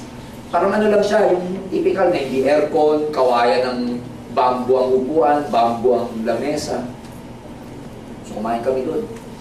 Maya-maya, sabi sa akin ni Dexter, Sir, alam mo ba, 5 years ago, kumain kami dito ni Joseph Lim. Alam mo ginawa niya, sir? Ni-recruit yung mga waiter na yan. Sabi ko, si Joseph? Sabi niya, sir. Sabi ko, paano kayo nag-OPP? Kasi sinabi niyo sa mga waiter, inanong muna daw ni Joseph kung anong oras magsasara yung AA restaurant. Nung nalaman niya daw na alas 10, sarado na, sabi niya sa mga tao, sa mga waiter, babalik kami dito ha, may papakita kami ng negosyo. In other words, kinausap ni Joseph itong mga waiter na to as a stranger. Ang tawag natin dyan sa networking, pusakal. Pinusakal na. Bumalik sila dalawa ni Dexter, gabi. Sabi ko, paano kayo nag-OPP? Alam mo sir, ang ginawa ko, may maliit akong whiteboard, hawak-hawak. Ako nakaganyan, si Joseph Lim nakaganito, OPP ng OPP. Kausap niya itong mga waiter, gabi na. Sarado na ito, ano mausap niya. Sipin niyo, who would ever thought na yung batang yun ang number 1 ng AIM Global niya, na ginawa niya yung mamusakal. Sa desperation niyang makarecruit, kinausap mga waiter, hinintay gumabi para makarecruit. Ngayon, number 1 na siya. Ito ang catch. Sabi ko, Dex, ilan ang naniwala? Ilan ang nag-join? Sabi ni Dex, Sir, wala. Na-picture niyo ba yung na-picture ko na mukha siya sigurong basang sisil doon, na mukhang kawawa, desperado, na nag-OPP, mga waiter, inintay pang maggabi, tapos ang late-late ng whiteboard nila, bit-bit-bit daw ni Dexter. Isipin niyo gano'n ka-desperate. And he was totally rejected. But who would ever thought that guy, that young guy, happens to be the #1 of AIM Global right now? Nakaits na siya. So the more rejections, the more attempts you make, the more rejections you will face. Pero, pag mas marami kang attempt, mas marami kang rejection, mas marami mag-join sa'yo, mas lalaki grupo mo. Ginagawa ng iba, para less ang rejection, less approach. Less network. Less income. May mas malala dyan. Para hindi ma-reject, hindi nagre-recruit. Attend lang na attend. Attend lang siya, attend. Attend. Copy ng copy. Pag tinanong mo, ano, okay ba? Okay, sir, okay. May payin ka na? Wala, sir. Bakit? Ayoko ma-reject. So, anytime you undergo any great achievement in life, let me tell you, you will be rejected a lot of times. Marami po rejection dito. That's a price you have to pay. Pero tawag ko niyan, kailangan masanay ka lang. Kakalyuhin ka rin. Pag sa sapatos, sa una lang masakit, tama? Pag sanay na, kakalyuhin ka na. Dito ganun din, kakalyuhin ka rin. Ayan, neglecting to use and share the products. This is very important. Networking is not just recruiting. Networking is product movement. Pag ikaw hindi ka gumagamit, nagbebenta ng produkto, ang makikreate mong grupo, ganun din. Hindi rin gumagamit at hindi rin nagbebenta. Well, wala ko kaming problema dito sa Palawan because I'd like to congratulate you dahil sa Palawan. Isa po ang Palawan sa pinaka-healthy ang product movement sa lahat ng BCO sa buong Pilipinas. So, keep up the good work na sana tuloy-tuloy niyo po yung ganyang pag-network ninyo because ang residual income, ang long-term income sa business na to, wala po sa binary. Ang long-term income dito, alam niyo nasaan? Nasa uni-level at saka stair-step. I came from a networking, ang marketing plan namin, stair-step. Wala kaming binary, wala kaming uni-level. But let me tell you, sa stair-step, magpahinga ako ng 1 month, walang recruiting, wala akong ginawa. Wala lahat.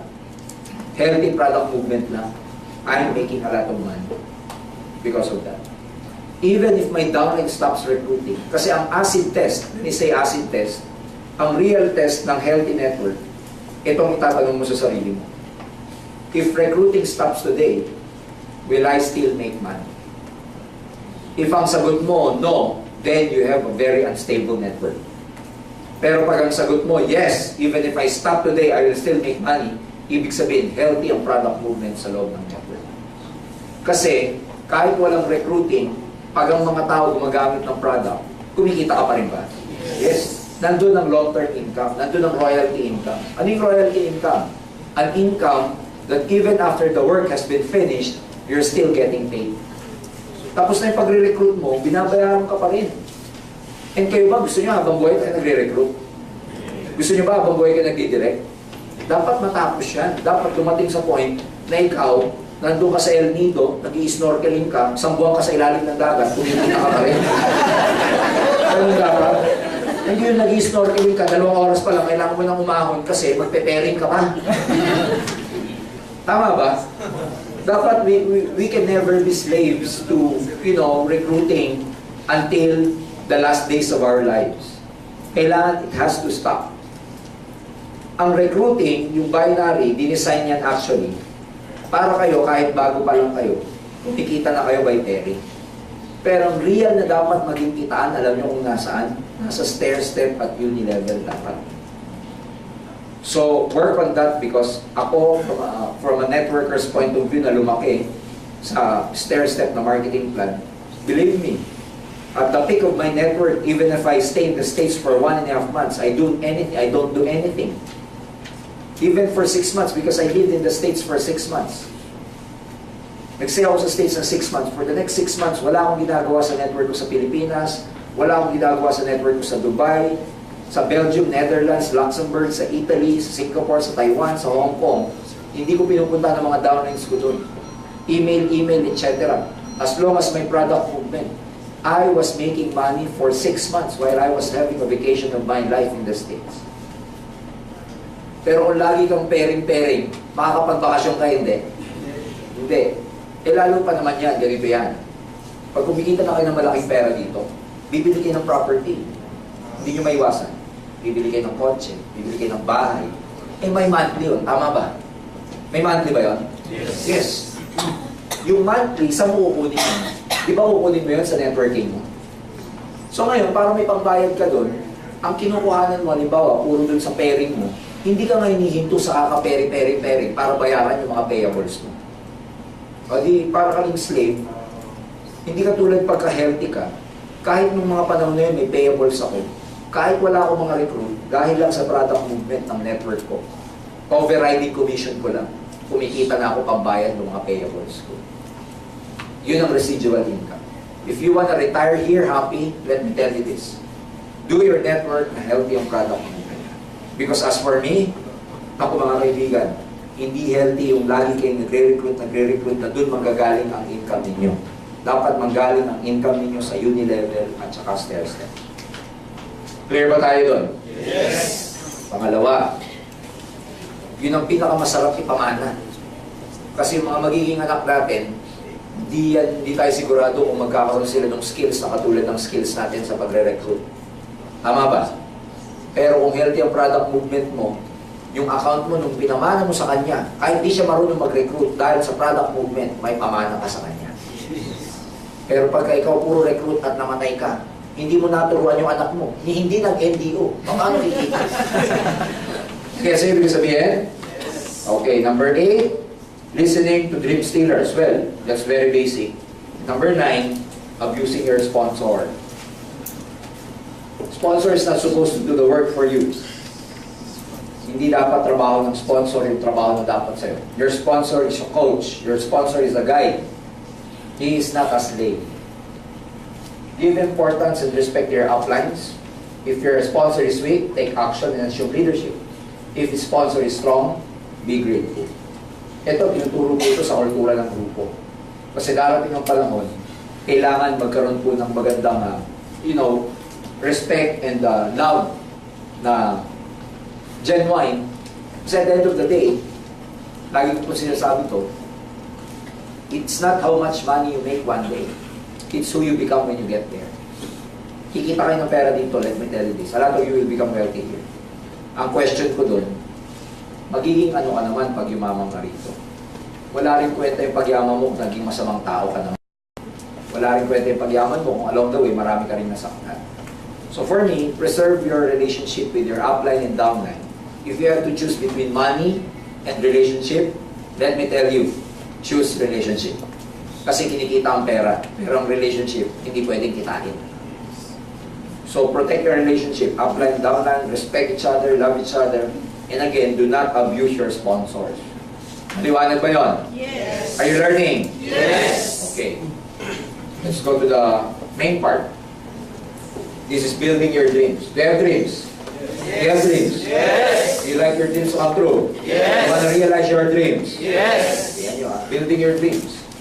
And yung dreams nyo, maraming pera, magandang bahay, nagta-travel, education for your children. Ano to? Ano to? Quality time. Tapos ano to? Car. Dito naman umikot lang ang pangarap natin. Tama ba? Lahat to achievable sa inyo. Yun lang, kailangan may gawin ka para makuha to. Hindi pwedeng darating na lang to. Hindi po ito nakukuha ng tsamba lang. Let me tell you that your success here, you have to make things happen. You cannot wait for things to happen. You have to make things happen. So, ito flow chart yung ituturo ko sa inyo. And kailangan ito yung maging takbo ng pag-build because nasa building tayo. Lahat tayo may gusto tayong results. Tama ba? Yes. Tama ba? Yes. Ano yung mga results na gusto nyo? Dreams, house, money, car, travel, good health, etc. Good health, etc.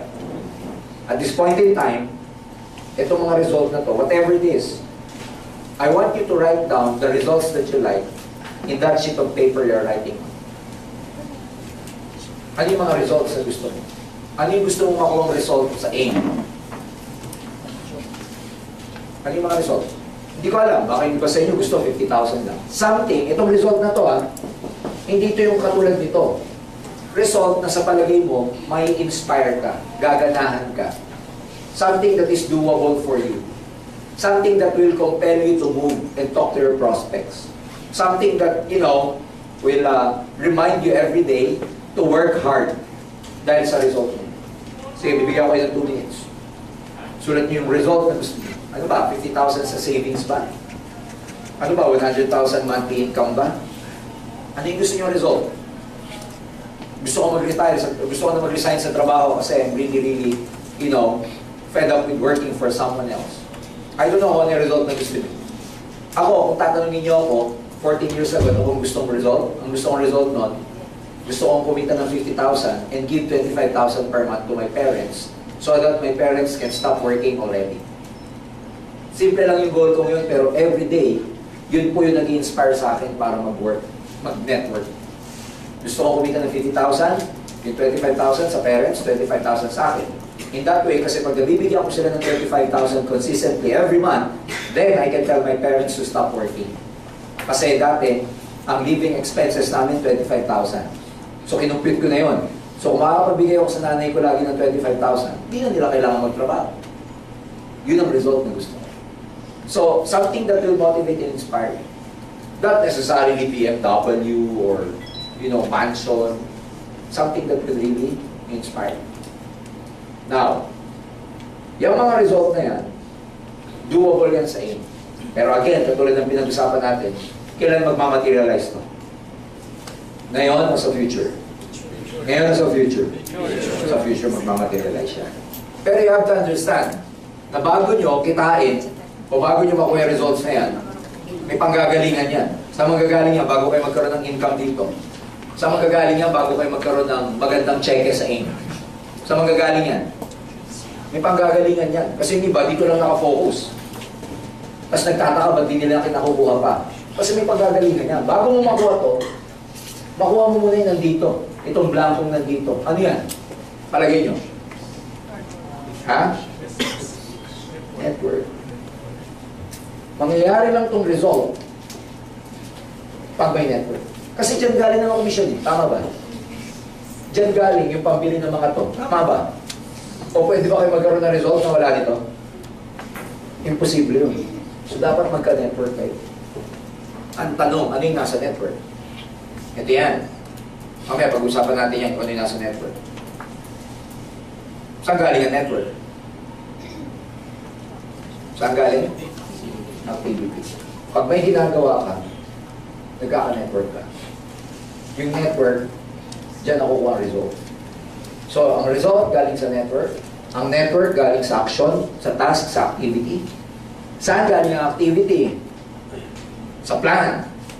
Ang plan galing sa goal. So, yan yung flowchart. So, bakit ko pinapakita sa inyo ito? Para alam nyo na huwag muna kayo mag-expect kasi before even the result, kailangan muna itong mga bagay nito.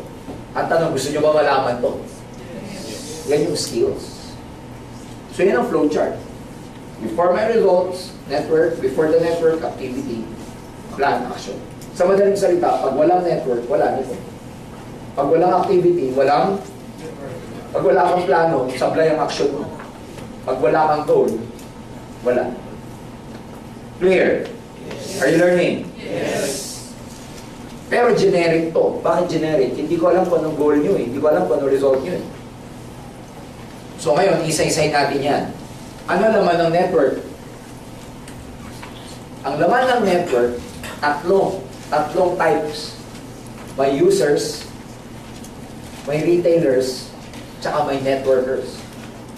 Sa madaling salita, pag nag-build ka ng network mo, minsan hindi ka lang naghahanap ng ma-recruit. Minsan makakakuha ka ng bebentahan mo lang o makakakuha ka ng taong mahilig sa benta-benta. Kaya if some people tell me, apply nakakainis yung downline ko. Sabi ko, bakit? Walang ginawa kundi magbenta.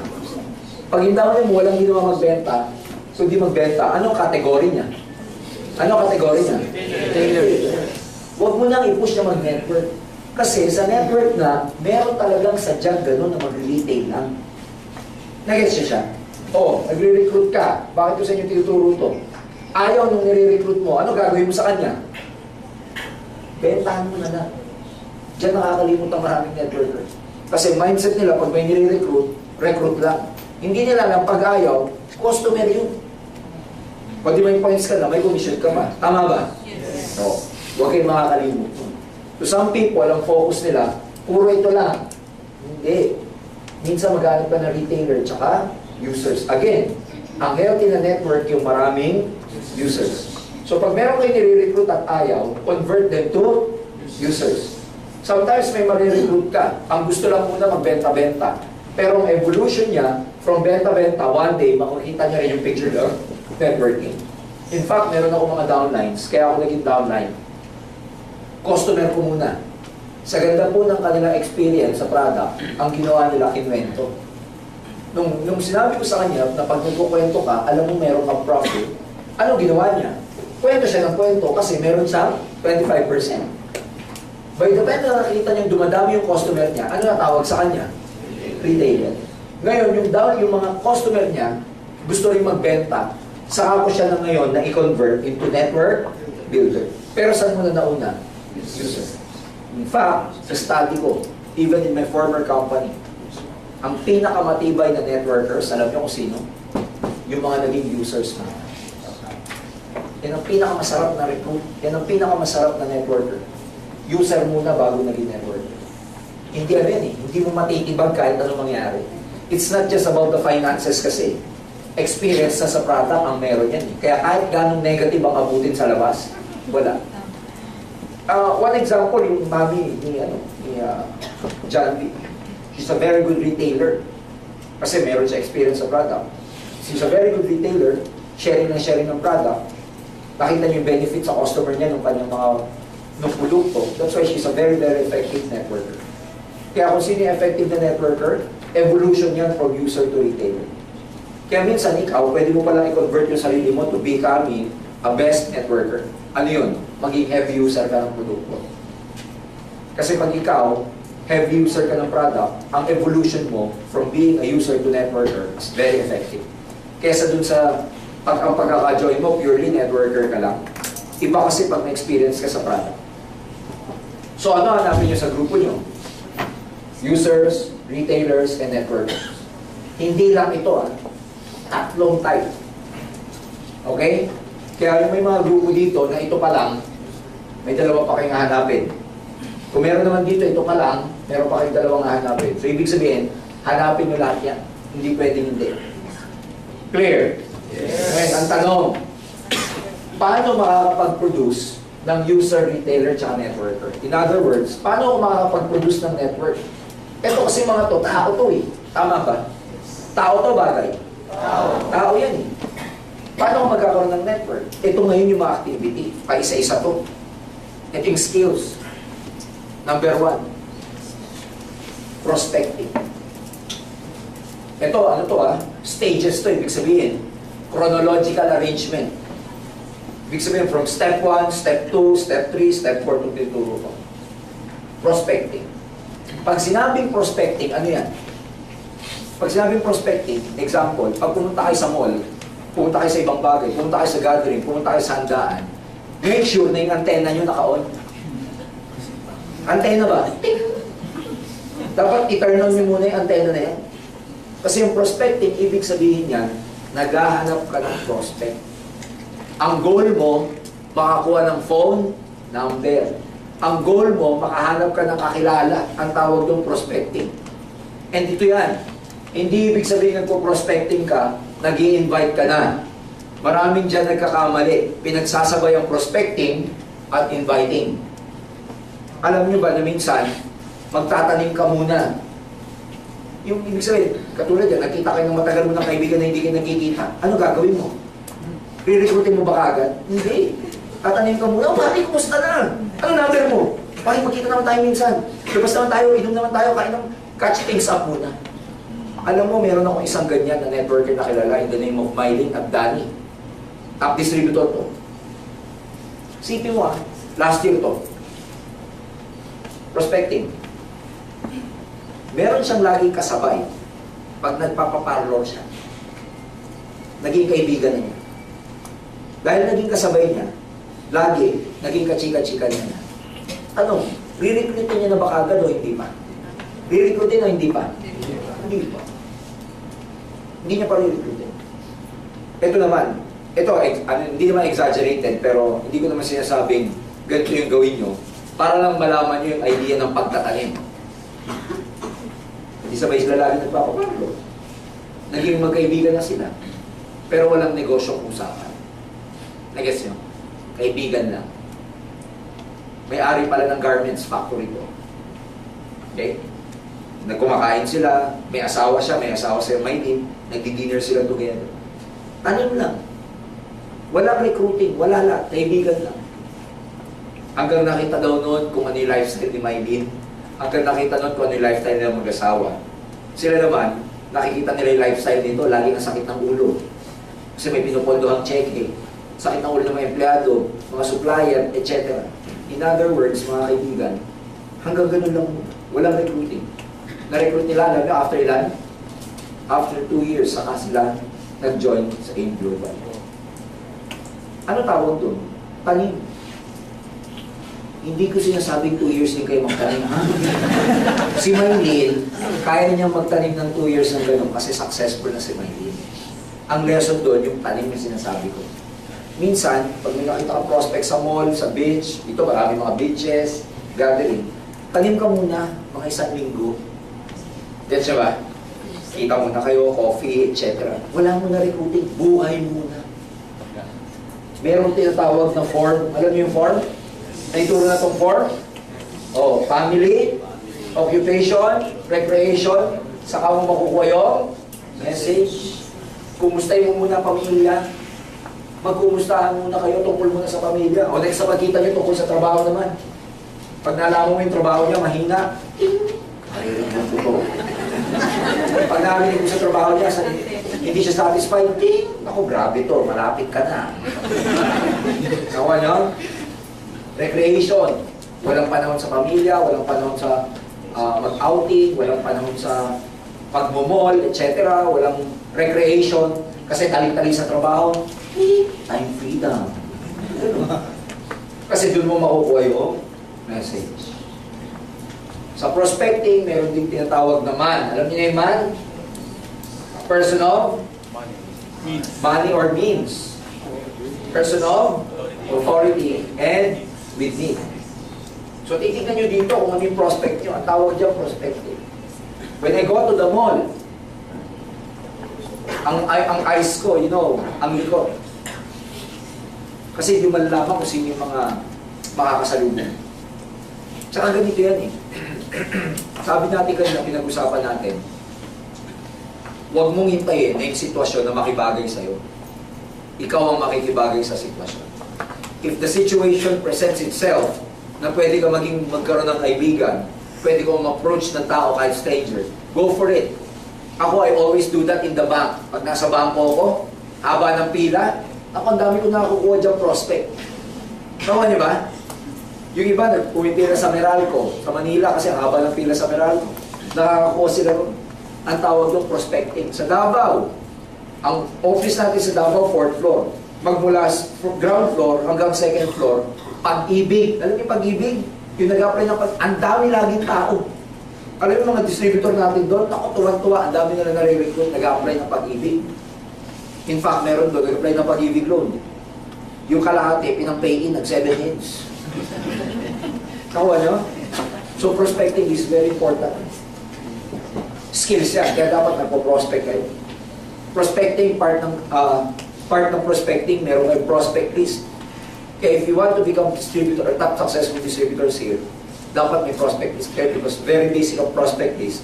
Kung yung very basic hindi nyo nagagawa, di lalo na yung mga mas malalalim pa. So when you go up tonight, ang assignment ninyo, magsulat din ng pangalan at least 50 names. Ang mali sa prospect list, maraming distributor, pag nakapaglagay na ng 50 names, hindi na po nagdadagdag. Aba, teka muna. Dapat yung prospect list nyo, lagi kayo nag-update. Dinadagdagan yan. Hindi na natatapos ng 50 lang. So kahit saan kayo magpunta, prospecting.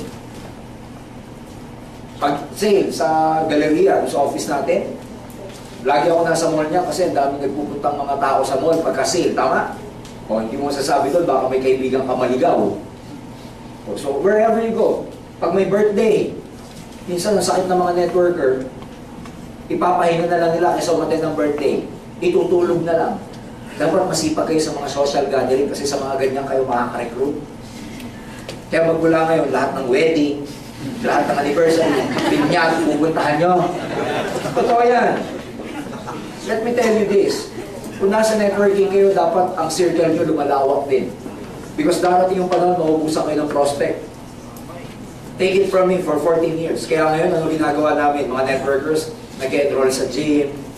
Kasi yung parang may makilala kang bago. Kita nyo yung mga GA natin. Si Roy Saldua, naglalaro ngayon ng golf. Parang may mga makilala sa golf club.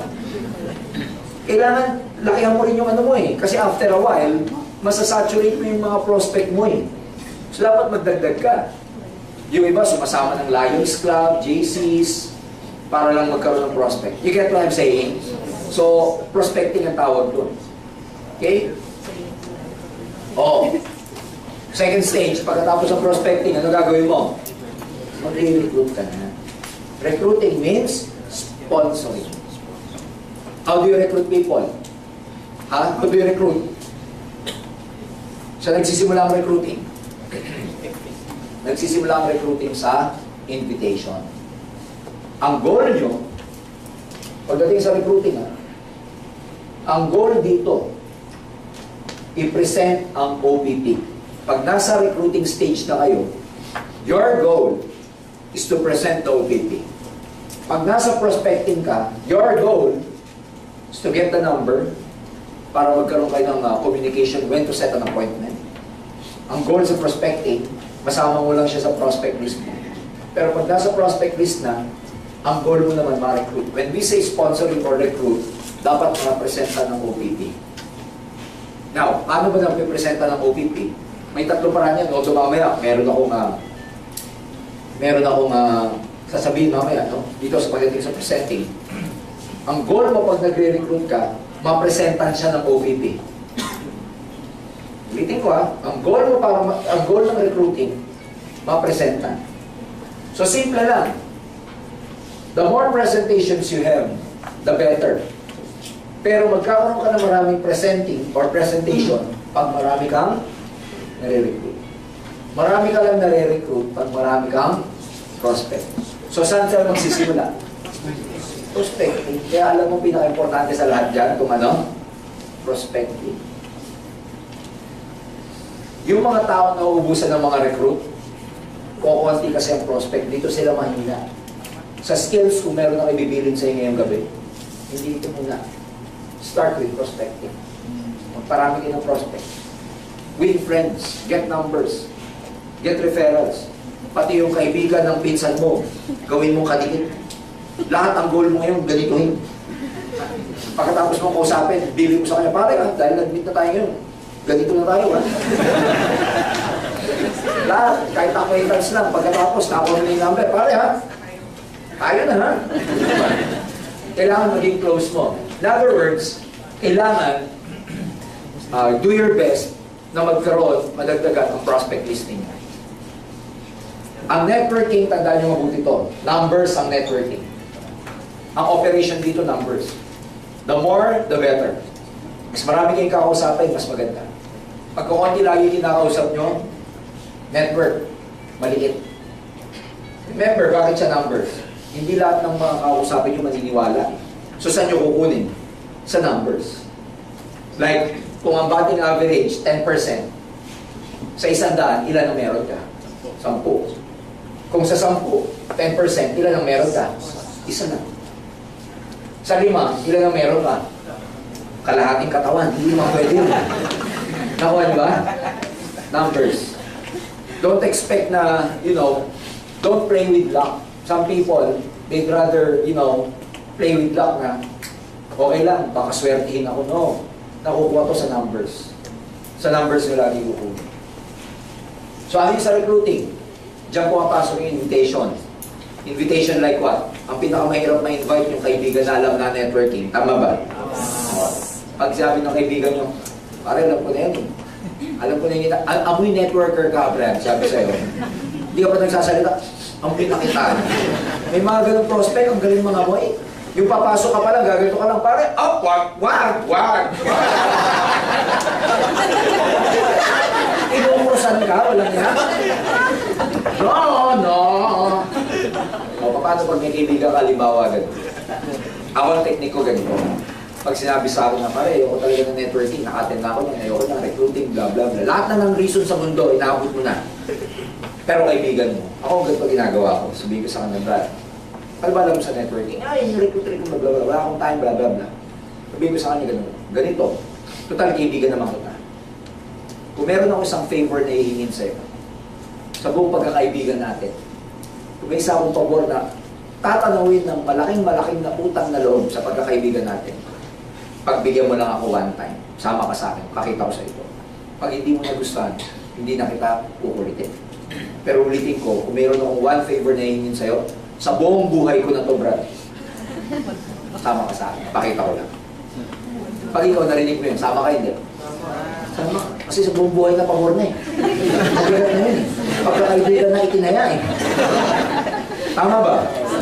Ba't tipong ano ba naman kung makita mo? Pagbigyan mo lang ako. Pag hindi mo nagustuhan, hindi na kita ko kulitin. Trust me. Yun yung mga magic word na sinasabi. May prospect ka. Ayaw. Kung ano nung mga narinig mo. Sabihin mo sa kanya, pare, alam mo, sa totoo lang. Sa type mo, sa personality mo. Pare, pag nakita mo yung negosyo ko, hindi pwedeng hindi mo magustuhan. Mga ganong magic word ang gagamitin mo. Hindi pwedeng hindi mo magustuhan. Kasi yung ini-inject mo sa kanya, sublime yun eh. May impact yun sa subconscious mind. Yung mga magic word na hindi pwedeng hindi mo magustuhan.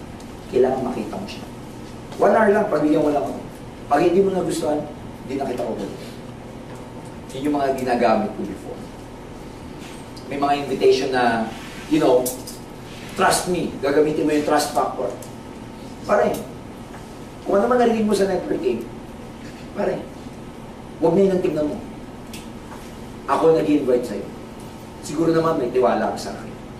Pakita ko lang sa'yo, trust me.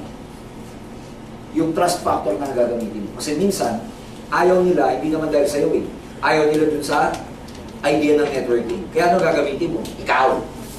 Yung relationship ninyo, yung trust sa'yo, yun yung gagamitin. At ang goal mo, maipakita. Ulitin ko lagi niyo pong tatandaan to. Para hindi kayo namimili ng prospect. Ang sakit ng mga distributor, namimili ng prospect. Kunwari may re-recruitin, ayaw nun. Ayaw nun. Kunwari may sasabihin, may kakausapin, ayaw niyan, may kaya niyan. Ay, wag yan, jeepney driver lang yan. We tend to probe. Alam niyo yung probing? Please, do not judge your prospect. Kasi hindi masasabi ng prospect nyo, may kaya o wala, magaling o hindi, mayaman man o hindi. Wala tayong karapatan mag-judge. You know why? Kasi sila lang ang makakapagsabi pagkatapos nila makita ang OPP kung magugustuhan nila o hindi. It's not for us to judge. Kasi iba ang processing ng utak pag nakikita yung OPP. Ilan na bang prospect nyo nung nakita yung OPP? Nung una, alam mo, ayaw nila. Nung nakita, mas naging active pa kaysa sa'yo. Tama ba? Ilan naman prospect natin yung sa palagay mo gusto. Nung nakita siyang number 1, ayaw. Kaya hindi mo masasabi, huwag tayo mag-judge. Tignan nyo, yung Leo Kaduyak, meron bang sponsor yon? Kung ginudge nung sponsor si Leo, na dating grade 5 lang, tapos tricycle driver, kinuha pa siya o hindi na? Hindi na. So do not judge. Kaya pagdating dito, lahat kausapin ninyo, lahat i-prospect ninyo. Hindi nyo masabi. Bago ko malimutan, ang OPP may magic. Ang goal mo ipakita to. Kasi pag nakita to ng mga tao, ng prospect mo, diyan nagbabago ang isip nila. Pag nakita yung bilog-bilog, diyan nagtutwist. Yung mga negative, dito nagiging positive. Your job is to present. Hayaan mo yung OPP ang makakonvince sa kanila. Because yung OPP natin, hindi nyo na kailangan maganda. Yung ating marketing plan, hindi nyo na kailangan pagandahin. Dati na siyang maganda. Ang trabaho mo lang, ipakita. Clear ba tayo doon? Yes! Ilan ang presentation? Ilan type ang presentation? 3 yan. Merong one-on-one, may home party, tsaka may century. One-on-one, ano yan? Bagay yan sa may mga authority. Bagay yan sa may mga kaya. Bagay yan doon sa mga professionals na hindi na, hindi na bagay pina-attend ng seminar. Di ba may mga ganun tayong prospect? Yung mga high-profile prospect na minsan, or most of the time, hindi na pina-attend ng one-on-one. Ako, yung mga ka-opisina ko before sa PNOC, mga boss ko, hindi ko na pina-attend ng seminar yan. Over a cup of coffee na yan, one-on-one. Kasi special people tong mga to eh. Kumbaga, VIP. Hindi na bagay sa kanilang uma-attend. Well, pagka naging member na sila, tapos pag-aaralan na nila yung business, that's the time na pwede na sila umattend pa isa-isa. Pero during the initial presentation, there are some prospects, lalo na yung mga agila nyo, alas, high profile, VIP, na i-present mo sa one-on-one. Ngayon, hindi ka pa marunong mag-one-on-one kasi may style to eh. Alam niyo ba na iba ang one-on-one sa home party sa centering? Alam niyo na to, hindi pa? Alam na, hindi pa? Iba, yung nakikita niyong presentation sa centering, hindi yun ang pinipresent sa one-on-one. Sa home party, hindi rin. Sa home party, 30 minutes OPP, 30 minutes demo lang. Sa one-on-one, mahaba ang mind setting. Sa centering, ang strength ng centering, yung crowd. Kasi pag maraming umaten, yung prospect, sa dami, tsaka positive yung atmosphere, nako-convince in a way, yung prospect ninyo. Don't worry because meron namang meron tong, anong tawag dito? Merong pattern ang one-on-one, home party, tsaka centering.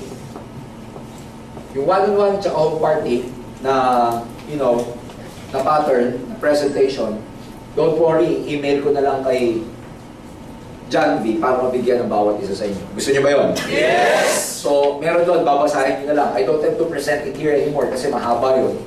Tsaka self-explanatory naman siya. Basta ang importante lang, sa one-on-one home party centering, number one-on-one, mahabang mind setting dyan. Bigay ko yung pattern sa direct, no?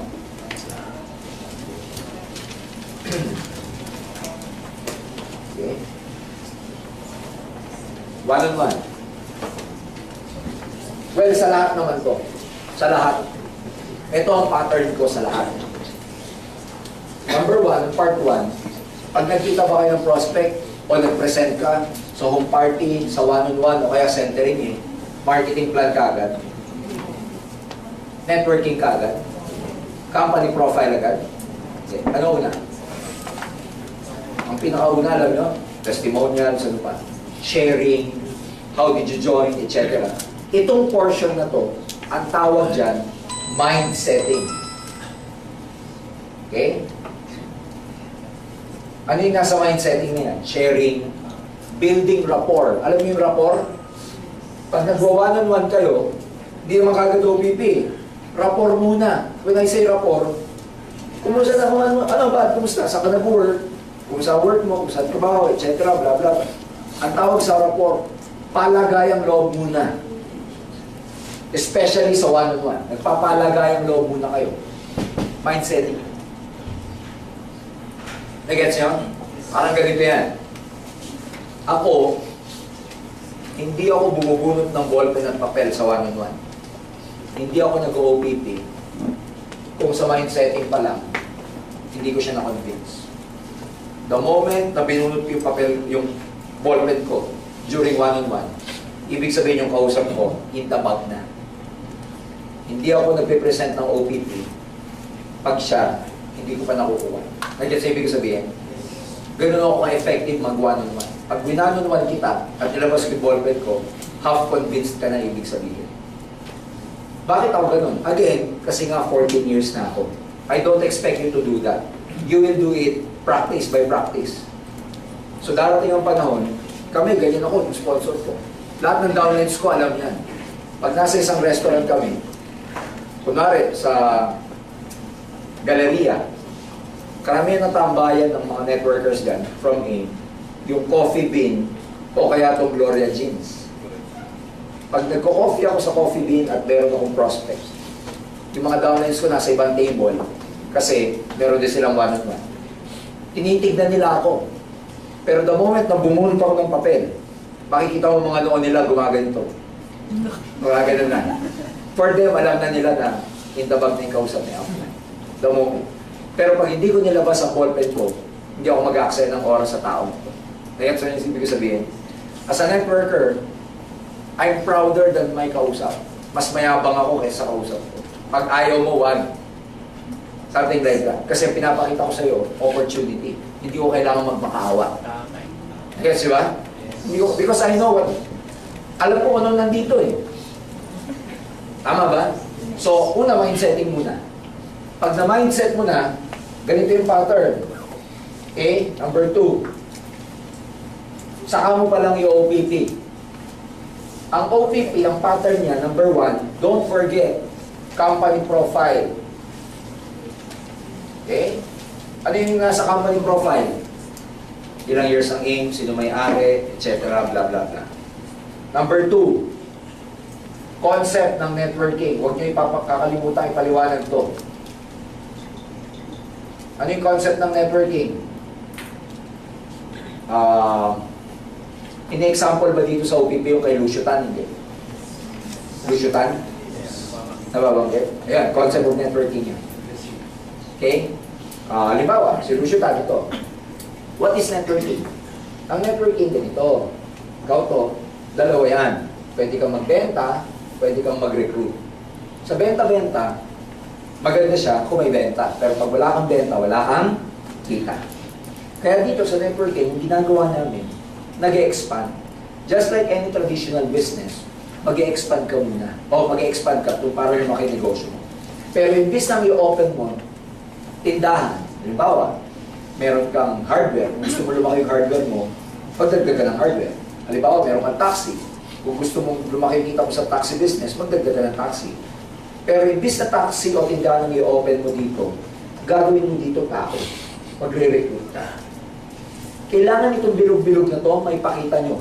Kasi pag hindi na ipapakita itong bilog-bilog na to, na ipapakita yung marketing plan na hindi alam ang konsepto ng networking ng mga prospects natin. So dapat makita.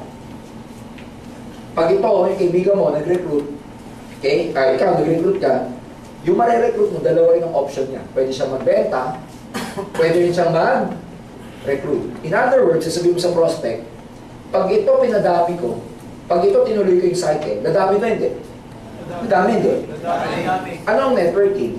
Ito kaibigan ng kaibigan ng kaibigan mo, itong tao to, kilala mo pa hindi na? Pag ito nagbenta sa customer, may kita ka wala? Ikaw ba nagbenta? Kilala mo pa ba siya? Bakit maganda siya? Simple lang. Kahit ikaw may trabaho ka, kumikita ka. Bakit maganda siya? Kasi kahit nakatali ka sa trabaho mo, as long as there are product movement in this network, kumikita ka. That's why dito, possible yung 100,000 naman. Kasi itong 100,000 naman doesn't come from your own effort, but from the effort of a lot of people doing small things na pag ginawa, pag pinagsama-sama, nagiging volume. Clear o hindi? Pag naipakita nyo ito sa prospect nyo, dyan na maintindihan ng networking. Bago nyo ipaliwanag yung marketing plan.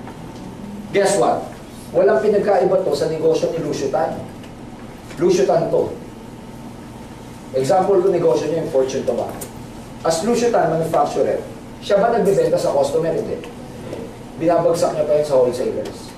Yung wholesalers, ibabagsak sa area agents. Area agents, ibabagsak sa middlemen. Middlemen, binabagsak sa mga retailers. Diyan tayo bumibili. Let's say you buy a cigarette worth $2.50 sa outlet na to, o sa tindahan, o sa batang ito. Pag itong customer bumili ng Yossi sa tindahan na to, si Lucio Tan, kumita hindi.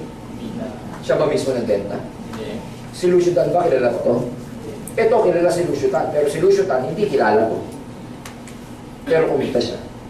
Let's say sa $2.50, ang kinita ni Lucio Tan, 10 centavos na lang, cost. 10 centavos sa isang stick. Sa dami ng nag-Yossi, magkano kinikita nito? Ang hindi alam ng maraming tao, ang negosyo namin sa networking, pareho lang. Nagkaiba lang kami sa produkto. Kung ang produkto niya nakaka-cancer, ang produkto namin nakakatulong sa may nakaka-cancer.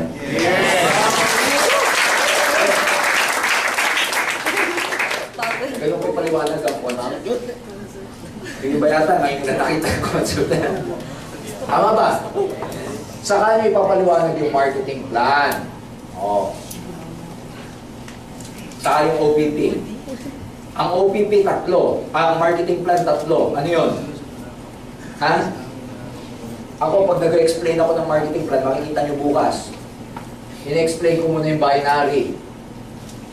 Ano in-explain sa binary? Dalawa lang naman yan eh. Direct referral bonus, tsaka match sales bonus. Pagkatapos i-explain ng binary, in-explain ko yung uni-level. Ano yung uni-level? 10% sa direct, 5% until 10th generation. Tama ba? Saka ko ina-explain yung stair-step. Ganyan ako mag-explain ng marketing plan. Hindi ko pinagsasabay-sabay. Yung iba kasi sinasama-sama. Maganda yung plan nyo pa isa-isa. Binary, uni-level, stair-step. Ang closing remark dito, sinasabi ko lagi sa distributor, sa mga umatin, yung iba nalilito. Tatanungin ako, Jurgen, mamimili ba ako dyan? Hindi kayo mamimili. Sa Engr, sa ayaw at sa gusto nyo, sabay-sabay kayong kumikita sa tatlong marketing plan niya. Yun ang closing ko dito. Gets nyo siya? O, last part. Ano last part? Closing. O, ano yung closing? Ano mga magic words sa closing? Just try. Ano pa? Have a good learning attitude. Balik-balikan niyo. Sa closing, dyan makakaliwanag yung pagkaka-importance ng 1 head, 3 heads, tsaka 7 heads. Sa closing, dyan mo babaliwanag yung follow-up. Kailangan bumalik siya para maatinan. Ano? NDO, o kaya product demo ulit, o kaya OPP ulit. Nag-gets siya? So, ibig sabihin, sa OPP, apat na part lang. Company profile, concept, marketing plan, and closing. Huwag kayong makakalimut sa closings kasi sa closing, ang goal mo sa closing, makabalik yung prospect mo. Goal mo sa closing, magkita uli kayo o maka-attend siya ng OPP formally o kaya makapasyal siya sa opisina natin. Kasi walang kwenta, pagkatapos nyo siyang ma-OPP lahat, tapos wala kayong next appointment. Huwag nyo gagawin yun, yung may marketing plan kayo, tapos wala kayong kapag-usapan, kailan ulit kayo magkikita, huwag nyo kakalimutan itong closing part. Clear ba yun? Yes. So yan lang ang part ng OPP ko. Nagkakaiba lang yan pag one-on-one. Pag one-on-one, mahaba ako mag-mindset. Pag home party, mindset. Pag centering, katamtaman. Gets niya siya? Sa home party, hati kasi, 30 minutes OPP, 30 minutes demo. Pero may ano dyan, may catch. May namin ako nakikita. Itong one-on-one, alam nyo kung gaano matagal to? Dapat 1 hour tapos siya. Sa one-on-one. Matagal to dapat sa closing. Yung, may question ka ba? May malabo ba sa'yo? Doon kayo magtatagal. Pero the whole OPP itself, kailangan 1 hour lang. Ito ngayon. Pag nag-home party ka, kailangan ba 1 hour din o hindi? Kailangan ba 1 hour din o hindi? Hindi. Ang home party shortcut. Kaya dapat mag-present kayo na mag-present ng OPP para dumating ang panahon, pati ikaw, kaya mo na siyang shortcutin. Hindi pwedeng lahat ng pinaliwanag mo, yun din ay papaliwanag mo sa home party. Remember, sa home party, ang goal mo rito, isa-isay na natin. One-on-one, bagay ito sa mga high profile. Ulitin ko sa mga bisor, VIP, etc. Home party, bagay ito dun sa downline mo na kaya niya mag-ipon ng tao sa lugar nila. Sa madaling salita, ang home party, dinadala mo yung center, dinadala mo yung OPP sa lugar na yun. Clear ba tayo doon? Mag-iipon siya 10 to 15. Ako nga, 10 to 12 lang eh. Ayoko na ng more than 12 kasi unmanageable na rin pag masyadong marami. So 10 to 12 lang. Ang goal sa home party, number 1, pakita yung product shortcut, ipakita yung OPP. Pero sa home party, kahit shortcut lang ang OPP, kasi ang goal mo sa home party, yung mga interesado makapunta sa opisina. So ibig sabihin, nagiging instrument ang home party para makapag-invite ka sa office. Nag-get siya? So hindi kailangan kumplituhin to. Kasi ang goal mo naman, imbitahin lang sila sa opisina. Magpakita ka lang ng konting marketing plan, pero ang goal mo doon, makapunta sila sa office. Nag-gets nyo? Centering, ito naman, tandaan nyo po ito. Centering actually, dyan pupunta yung mga na-one-on-one, tsaka na home party ninyo. Dito na yung repetition sa centering. Yan yung paulit-ulit na attend kayo. Dyan paulit-ulit na attend yung prospect. Now, let me ask you, sa tatlong yan, ano yung pinaka-importante? Ha?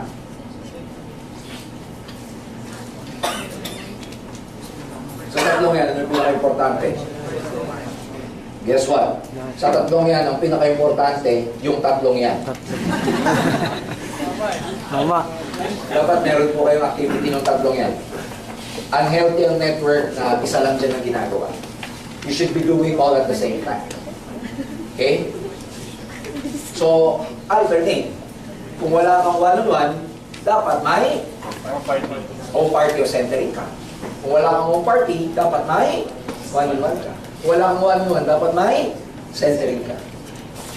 Problema kasi sa iba, pag wala ng one-on-one, nagsisentering, siya lang. Mali yun, dapat may invited ka sa centering. Nag-get siya? Remember, ang goal natin, makapagparami ng recruit. Are you learning? Yes. Okay. Ano pa, pagkatapos niyan, o pagka sa Manila, meron kami tinatawag na big days. Company-sponsored. Nakaka-receive ba kayo ng text nito? Minsan sa Manila, meron halimbawang i-rent ng Jollibee sa isang lugar, iti-text lahat ng distributor ng AIM Global, pupunta doon, pwede kang magdala ng prospect kung saan man yung venue na yun. Sa Manila, usong-uso yan, ang tawag dyan, big days, company-sponsored. Naka-text brigade yan. Halimbawa, meron na OPP sa Pasig, Jollibee Pasig. Lahat ng distributor within the area na naka-receive ng text na yun, pwede silang magdala ng prospect nila doon sa Jollibee Pasig. May certain oras yun kung anong oras. So, ewan ko kung ginagawa dito yan, pero meron naman kayong center dito, so you don't need big days anymore. Meeting after meeting, usong-uso to pagkatapos sa centering. Ano itong meeting after meeting? Ito na yung tatanungin nyo, may questions. Yan yung makikita nyo, nagbibilog kayo pagkatapos mag-OPP. Ang tawag doon, meeting after meeting. In a way, ang ma'am is closing. Kaya sa centering, uso to, yung ma'am. Sa one-on-one tsaka home party, hindi na nagmamam kasi kasama na ng presentation nyo yung closing eh. Pero sa centering, dahil hindi ka ang speaker, pag may recruit ka, make it a point na may meeting after meeting yung na-recruit mo. Pagkatapos ng OPP, huwag yung tatayo kayo, uwian na, hindi ganun. Upo muna kayo, oy, kumusta? Okay ba yung presentation? May tanong ka ba? Yun ang meeting after meeting. Alam mo, ganito. Kung interested ka, pwede ka mag-sign up ng application form na yan.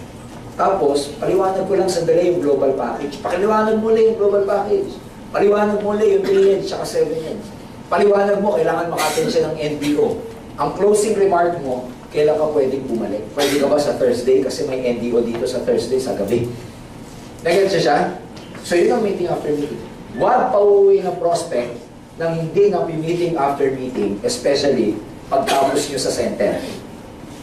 Dapat na meeting after meeting, lagi, kasi naluluto yan sa ma'am. Tama ba? Maraming minsan hindi naging interesado sa OPP, pero nung na ma'am, naging interesado. Kasi doon na-address yung question mark niya, yung mga questions niya. Clear ba tayo doon? Yes. O, so, ulitin ko from prospecting, re-recruitin mo, pre-presentan mo. May 4 na paraan kung paano ma-present. Pagkatapos ma-presentan, magmamam. Ano susunod pag namam mo na? Ha? Follow up. Pa-follow up mo pag namam. Di ba umuwi? Uwi hindi. Uwi yan. I-text mo, uy brada, balik ka sa ganito, sa ganyan. Di ba napag-usapan nyo, babalik siya? Huwag nyo kakalimutan i-follow up. Ang rule sa follow up for the next 48 hours. Bakit nyo kailangan i-follow up? Ang prospect mayroong sakit, may tendency. Ang tendency niyan, pag-uwi, pagpunta sa opisina, nagtatanong kung kani-kaninong ka-opisina, uy, narinig mo na yung networking. Tama ba? So, ang tinatanungan niya, networker o hindi? Positive, negative? Negative. So, isipin mo, ang ganda ng closing mo kagabi, etong si prospect, tikas ng ulo. Nagtanong mo kani-kanino. Ako, alam ko na yung pyramid yan. Yung prospect mo ngayon. Tama? Oo. Kaya dapat, kumbaga, niluto mo kagabi, kinawagahan, ano ginawa ng iba? Tinosted. Kaya dapat lagi niyo pa-follow up. Ang daming pating sa labas eh, gusto kong kainin yan. So follow up niyo. Ngayon, ganito yan. Normally, sa experience ko, pagkatapos nyo ma-OPT, ma-ma'am, ma-follow up, at bumalik, interesado yun. Tama ba? Pag interesado, normally, ano ginagawa? Nagpe-pay. So isipin nyo, ang dami palang dadaanan bago mag-pay. Tama ba? Dami yun. Kaya huwag tayong shortcut. Dami dadaanan. Pag pay-in, ano kasunod? Ha? I-goal set nyo na. Yan yung kasunod. Pag pay-in, ang ginagawa ko pag nakapagpa-pay-in, nag-pay-in ha? Ano yan? Kakausapin ko. Either sa center o may malapit na coffee shop, mag-goal setting kami. Ano yung goal setting? Number 1, sasabihin ko sa kanya, gumawa ka ng prospect list. Number 2, tuturuan ko siyang mag-invite. Number 3, ulat ko nga, goal set. Number 1, ano ba yung sabi ko kanina? Pagagawa ko siya ng prospect list. Yan, goal setting.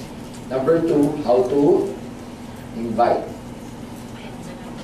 Number 3, handling objection. How to handle objection or face discouragement. Number 4, learn. Sabihin ko sa kanya, pag-aralan niya. Attend siya 5 times no OPP, product demo, NDO. Tapos, ang pinakalas na pag-usapan namin, how much ang gusto niyang kitain. How much ang gusto niyang kitain that particular month. Kung sinabi niya sa akin, 15,000 gusto ko this month, papaliwanag ko sa kanya na yung 15,000 is 10 pairs. Nag-gets niya? 10 pairs silang recruit yan. Kung tigi isang account, 20 account yan.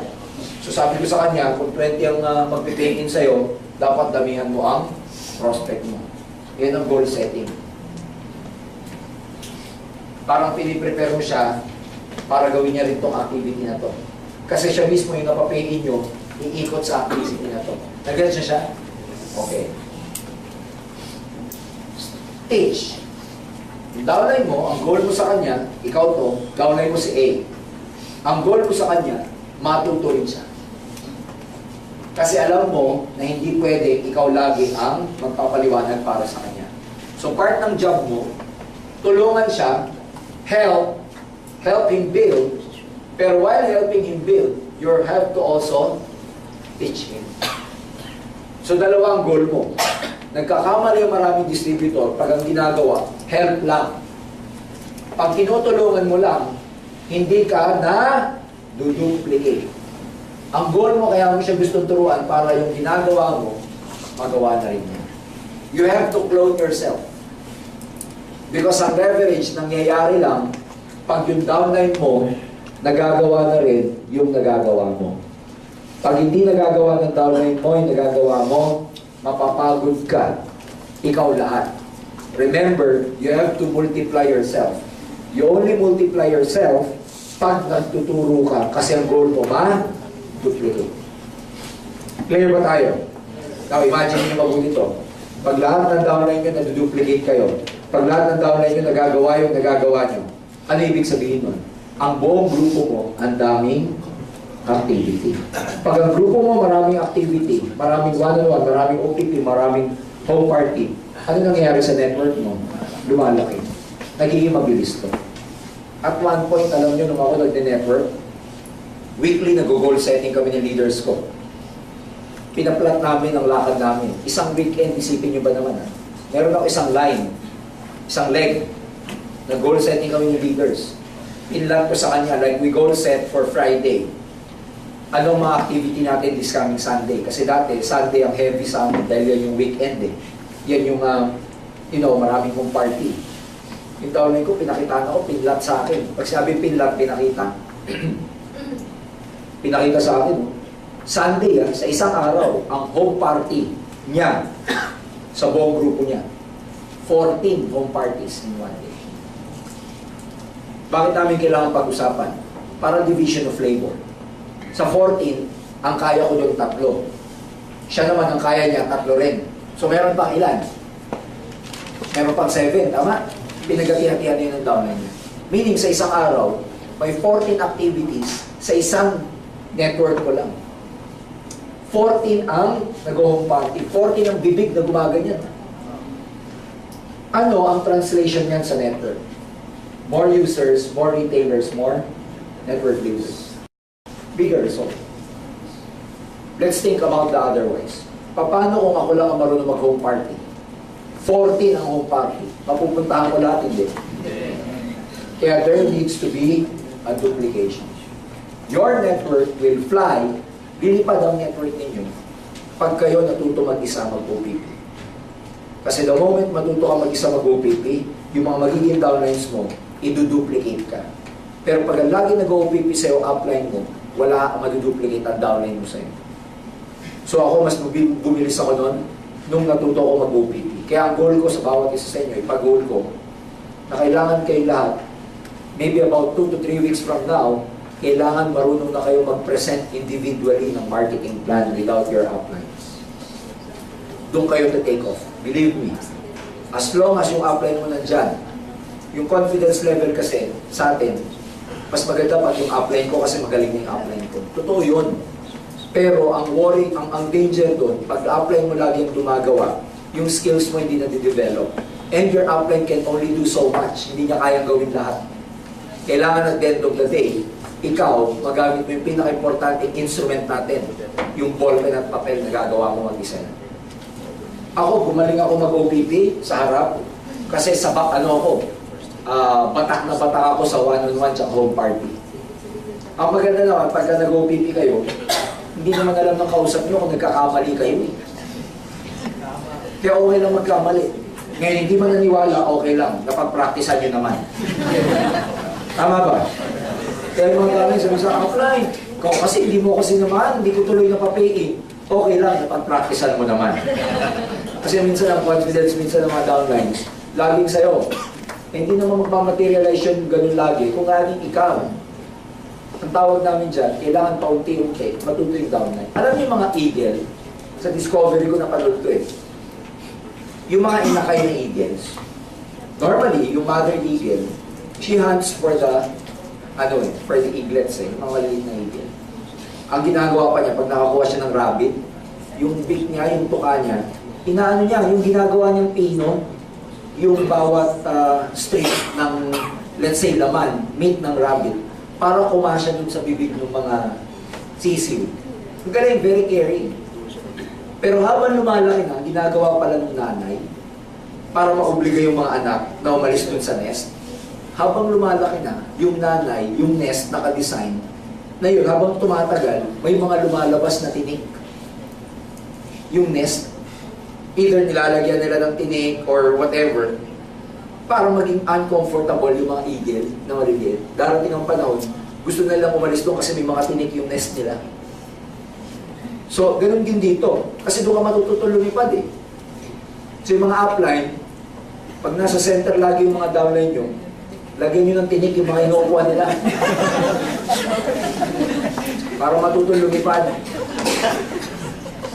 Nag-gets nyo ba? Hindi. Ang ibig sabihin ng tinik, minsan representation yan ng hurt. Representation ng hurt yan. Ako, nasaktan ako ng upline ko pero hindi ako lumipad. Yung upline ko kasi, pagkatapos ba naman namin ng home party, isang beses ko na nga lang mahugot. Sabi ko, nasa kusina ako kasi ang trabaho ko nung araw, pag may home party, ako lang yung tagahalo ng betadine. Kasi napapaputi namin yung betadine sa demo eh. Yan lang ang ano ko. Kung bagay yung colidus, natutunaw yung styrofoam, tama? Yun lang ang trabaho ko, taga-ganon lang ako, taga-hawak. Pagtapos na, tapos sa kusina, hugas, iba na naman. Ba, nung meeting after meeting, habang naghugas ako sa kusina, narinig ko yung upline ko, sabi ko, babalik ako dito sa Sunday. Tuwan-tuwa yung mga tao. Tuwan-tuwa. Ako din tuwan-tuwa kasi wala sa usapan namin na babalik siya. Tuwan-tuwa din ako. Maya-maya, nung pasakay na kami, sakyan, kasi bahay ng girlfriend ko yun eh. Pauwi na kami. Sabi nito kaibigan ko ni June. Sabi ko, pare, thank you nga pala. Babalik ka pala dito sa lingkod. Very thankful ako. Kahit kung busy ka, pupunta mo itong grupo ko. Tsaka tuwan-tuwa yung mga tao, babalik ka. Sige mo, ikaw ba naman yung number 1, ikaw ang mag-present. Ang tahimik, habang nagdadrive, tahimik lang siya, hindi nagsasalita. Ako naman, tuwan-tuwa. Kaya pala tahimik, ako lang yan, sabi sa akin, Ani, hindi ako pwede sa linggo, sabi sa akin. Ba't ako ba naman dyan, mapapaya ka doon sa mga tao? Sabi sa akin, oh, hindi ako mapapaya. Ikaw mapapaya, sabi sa akin. Namutlaho ako. Sabi ko, ano ka ba naman, dapat di ka na lang nangako. Sabi niya, Jurgen, sayang, isipin mo yung mga tao, excited, may re-recruitin. Huwag mo sabihin dahil hindi ako pwede. Eh, hindi na pwede tayo mag-OPT. Pwede ka pa naman. Sabi ko, Jun, hindi ko pa kaya, hindi pa ako handa. Sabi niya, ano ka ba, may 1 linggo ka pa, mag-aaral ka, OPP, kaya mo yan. Sabi ko, parang hindi ko kaya. Sabi niya sa akin, gusto mo, di cancel mo. Alam mo, nung sinabi sa akin, hindi na ako nagsalita. Hanggang natulog ako sa bahay. Pagbaba ko naman sa kanya, dabog talaga ako, ba? Magaling talaga ako.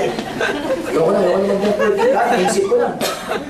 Kasi nga, usapan namin, gagawin ko na lahat, huwag lang magsasalita. Kasi ngayon, magsasalita ako. Wala nga. Pero sa loob ng 1 linggo na yun, may tape recorder ako. Pag siya OPP, nasa opisina ako. Nagtatago ako sa likod, nire-record ko siya. Ayun, ako nag-home party. Yung home party kong yun yung kinukwento ko na na-meet ko si Tita Tessie. Nagets niya? So, minsan naka-design na mapipilitan ka, masasaktan ka kasi apply mo, schedule niya, hindi mo ma-blame. Pero sometimes naka-design pala yun para ikaw, ma-meet mo na yung alas na naghihintay sa'yo. Kaya learn it your way. Learn it hard way. Learn it na kaya nyo mag-OPP. Learn it na kaya nyo mag-present mag-isa. Learn to be a good speaker. Ladies and gentlemen, magiging speaker ka na magaling one day. Pag sanay o nabatak ka sa labas sa araw one-on-one tsaka home party.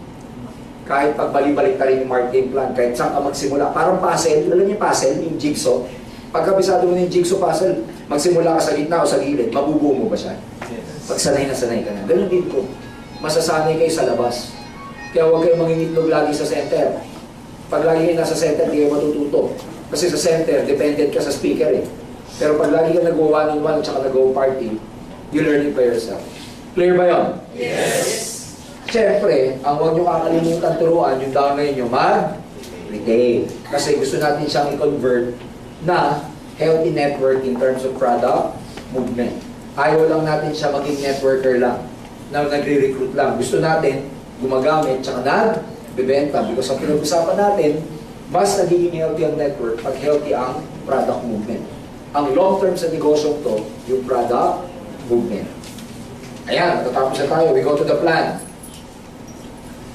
Pagdating sa plan, make sure you manage your time very well. Time management to. Well, pag builder ka naman, di pa nakakalito yan. Pag builder ka, ang goal mo lang, paramihan lang ng one-on-one, paramihan lang ng OPP home party. Paramihan lang ito. Okay? Huwag kayong malilito doon sa sinasabi ko kanina na marami kasi mga distributors, nasa building stage pa lang, nag-grow na sila.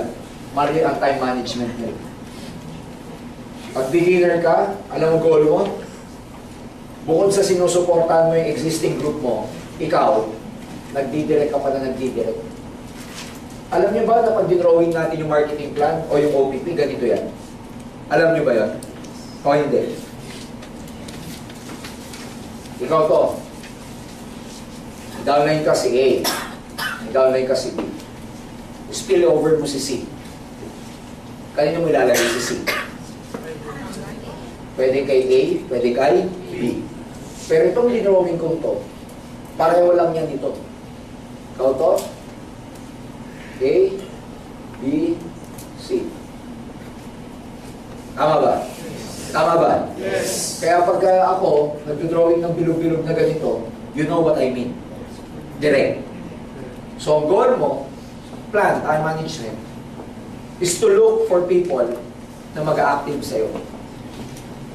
In my experience, ang healthy huwag kayong ihinto na maghanap ng direct hanggat wala kayong 4 hanggang 6 na active na direct. When I say active, Paano na nalalaman ng isang distributor na active? Ito mga symptoms niya. Nag-aaral, nagre-learn, nagpo-prospecting, nagre-recruit. May activity lagi, yun ang active. Lagi may pinapawalan naman sa'yo, lagi may pinapa-home party, lagi nagre-recruit sa center. Itong mga to, kaya nga siya tinawag na activity, sign ng pagiging active ng distributor pag may ganito siya. So pag may 4 ka ng downline hanggang 6 na very active sa ganito, stop, doon ka palang hihinto. Kasi sa kanila pa lang, mauubos na oras mo. Pag nag-open ka pa, baka yung ma-open mo, mapabayaan mo lang kasi itong existing mo, meron ng tinatawag na momentum. Malalaman kung may momentum ang grupo mo, pag active yung direct mo. Doon sa former company ko, ang naging direct ko lang na kaya kong alagaan, sa sobrang active nila, 3 lang sila. Ubus na oras ko sa kanilang 3. In 2.5 months, nag-global ambassador ako, equivalent dito. What can be done in 1 year? Diba dito nagiging global ambassador normally after 1 year? Doon sa former company ko, ang tawag namin manager. Ang manager doon, nagmamanager doon after 6 months to 1 year. Nag-manager ako part-time, 2.5 months. Bakit? Yung 3 ko, sobrang active. So, pag meron na kayong downline, na 4 hanggang 6, na sobrang active, stop. Diyan na kayo bababa ng bababa. Hanggang lumaki. Get siya? Hanggang maging leader. Pag na-duplicate na kayo ng 4, saka ka na mag-open ulit. Meaning, saka ka lang mag-open kung kaya mo na silang pabayaan. Pero kung hindi mo pa sila kayang pabayaan, huwag ka muna mag-open. Yun nga lang, may tamang number. Minimum of 4, maximum of 6. Kaya kung meron dito, sabi sa akin, apply, meron na akong active. Stop na ako. Ilan active mo? Isa apply. Polio yan, polio. Polio, bakit? Wala kang pambalance eh. Nag-gets ba? So ang usapan na, 4 hanggang 6. Pag wala pa kayong 4 hanggang 6, do not stop sa kakahanap ng recruit, ng direct. Last, pagdating sa goals, well, alam nyo to. Specific, measurable, attainable, realistic, and time-bound. Pero pag-uusapan natin itong flowchart na to, between your result and your goals, kung titignan nyo mabuti, yung goals ninyo, tsaka result, mapapansin nyo ano yan.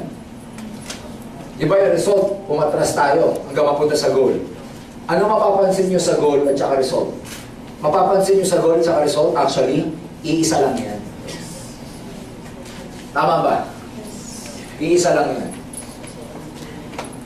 Meaning, itong result na gusto mo, kung titignan mabuti, yan din ang goal mo. Yan ang goal mo, kaya lang, pag nag-materialize na, hindi na goal ang tawag sa kanya. Ano na siya? Result. Ngayon, yan ang activity, yan ang skills na dapat na ginagawa niyo. Paano ngayon, pag hindi niyo nakukuha yung goal niyo, o hindi niyo nakukuha itong result? Kasi, pag hindi niyo nakukuha yung goal pa rin siya. Pero pag nakukuha siya, ano na siya? Result. What if hindi niyo nakukuha yung goal? May 4 na batayan. Meron tinatawag na may re-reflect kayo. 4 pillars of success. Ano yun? Number 1. 4 pillars of success. If you do not get your results, if you're not getting the goals you are doing, number 1, make a decision. Take action. Number 3, analyze the result. Number 4, make a judgment. Tonight, if you make a decision to get your goals, kaya ako sa inyo pinasulat yung mga goal ninyo, o yung results na gusto niyo. Tonight, make a decision na makuha yung mga goal na yan. Ngayon, if you make the decision, tanong, alam niyo na ba yung mga gagawin? Alam niyo na ba yung mga gagawin? Yes, pinag-usapan niya natin. Mamaya yan, hindi niyo pa rin alam yung gagawin, ha? Alam niyo na ba yung gagawin? Yes! Take action. Ngayon, habang ginagawa niyo to, at hindi nagmamaterialize yung goals, ang gagawin nyo, i-analyze nyo kung bakit. Bakit? Most of the time, in my experience, kulang ang activity ng distributor kung bakit hindi nakukuha ang goal. Ngayon, pag na-identify mo na kulang ang activity mo, ano gagawin mo? Mag-a-adjust. Ano gagawin mo? Adjustment. Dadamihan mo. Ang fault ng iba, wala sila nitong 3 and 4. Meron lang silang 1 and 2. Hataw ako this month. Pag hindi na naman nakuha, pag next month, hataw na naman ako this month. Pag hindi na naman nakuha, hataw na naman ako this month. You have to analyze ba't hindi mo nakukuha. Because if you keep doing what you've always done, you will always get what you've always got. If you keep repeating the same thing and expecting a different result, that's called insanity. Tama ba? Kaya, learn to analyze. Pero hindi na tapos sa analysis. After analyzing what lacks, anong kulang, make the necessary adjustment. Only then you will become successful. Why? Because if you make things, or if you keep adjusting, matutumbok at matutumbok mo yung tamang tira. Kumbaga sa bilyar, tama ba? Pag lagi ka nag-a-adjust, kung makapal, manipis, hindi pwedeng hindi mo matumbok. So, para hindi ko kayo mag-frustrate sa kakahataw, every time you do not get your goal, sit down, analyze what happened for last month, anong nagkulang, anong sobra, anong hindi mo nagawa. Next month, do the things that you're supposed to do nung previous month, kaya lang hindi mo nagawa. Ang tawag doon, making adjustments. By doing this, ladies and gentlemen, for the next 6 months, believe me, dito lang kayo mag-focus. 6 months from now, I'm telling you, sasabog talaga ang mga grupo ninyo. Sasabog talaga ang mga grupo. Sasabog talaga ang mga grupo. Clear ba tayo dyan? Yes. So it's very simple. For the next 6 months, dyan lang kayo mag-focus. For the next 6 months, dyan lang ang titignan nyo. Pero hindi lang kayo nagtitingin sa mga activities. Again, you have to always reflect. Always remember the 4 pillars of success. Kasi pag yan lagi ang iniisip ninyo, hindi pwedeng hindi nyo makuha yung tamang tira. Hindi pwedeng hindi nyo makuha yung goal niyo. Did you learn something? Yes. So, for me, again, last, ang result, formula ng result, activity rate times correct knowledge. Dalawa lang yan. Ang variables dito ng result nyo, dalawa lang. Activity rate, correct knowledge. Pag hindi nyo nakukuha yung result nyo, dalawa lang. Kulang na activity or you're laboring under incorrect knowledge. You know, ang definition ng lack sa networking. Lack, L-U-C-K. Laboring under correct knowledge. You become lucky in this business if you know what you do. Okay? Laboring under correct knowledge. So, dalawa lang. Ang result is activity rate times your knowledge. Ito madali. Correct knowledge. Because umattend ka lang ng umattend ng training, makukuha niyo yung tamang knowledge. Ang mahirap sa lahat, ito. Kasi hard work ito. Activity rate. Sometimes a lot of distributors, they know what to do, but they just don't like doing it.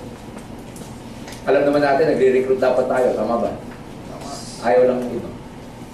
So, it's up to you. Again, your success in this business will be determined by the choices that you make. So tonight, I've given you this very, very effective formula. I've been using this formula for 14 years. And I've seen people use this formula and become very successful also. Your success in the next coming months will determine, or the choices that you will be making tonight will determine the success that you will be achieving in the next coming months. So decide tonight. Pinakamaganda ang training hindi natatapos ngayon. Natatapos ang training pag-uwi nyo. Browse that book, browse those notes, and see kung saan ka nagkukulang, and see kung saan ka dapat mag-adjust. Kasi ang purpose naman talaga ng training to learn and apply kung ano man yung natutunan natin. So when you go out tonight, do not just, keep those notebooks and sleep and rest na. Mag-reflect ka kung saan ka nagkulang dyan. I tell you, a few months from now, ikaw naman na magkukwento sa akin kung ano naman ang mga nabili na. Okay ba yun? Yes. With that, ladies and gentlemen, I end my presentation. I hope to see you tomorrow. And may you all rest tonight very well para bukas marami kayong recruit. Pumali kayo at marami.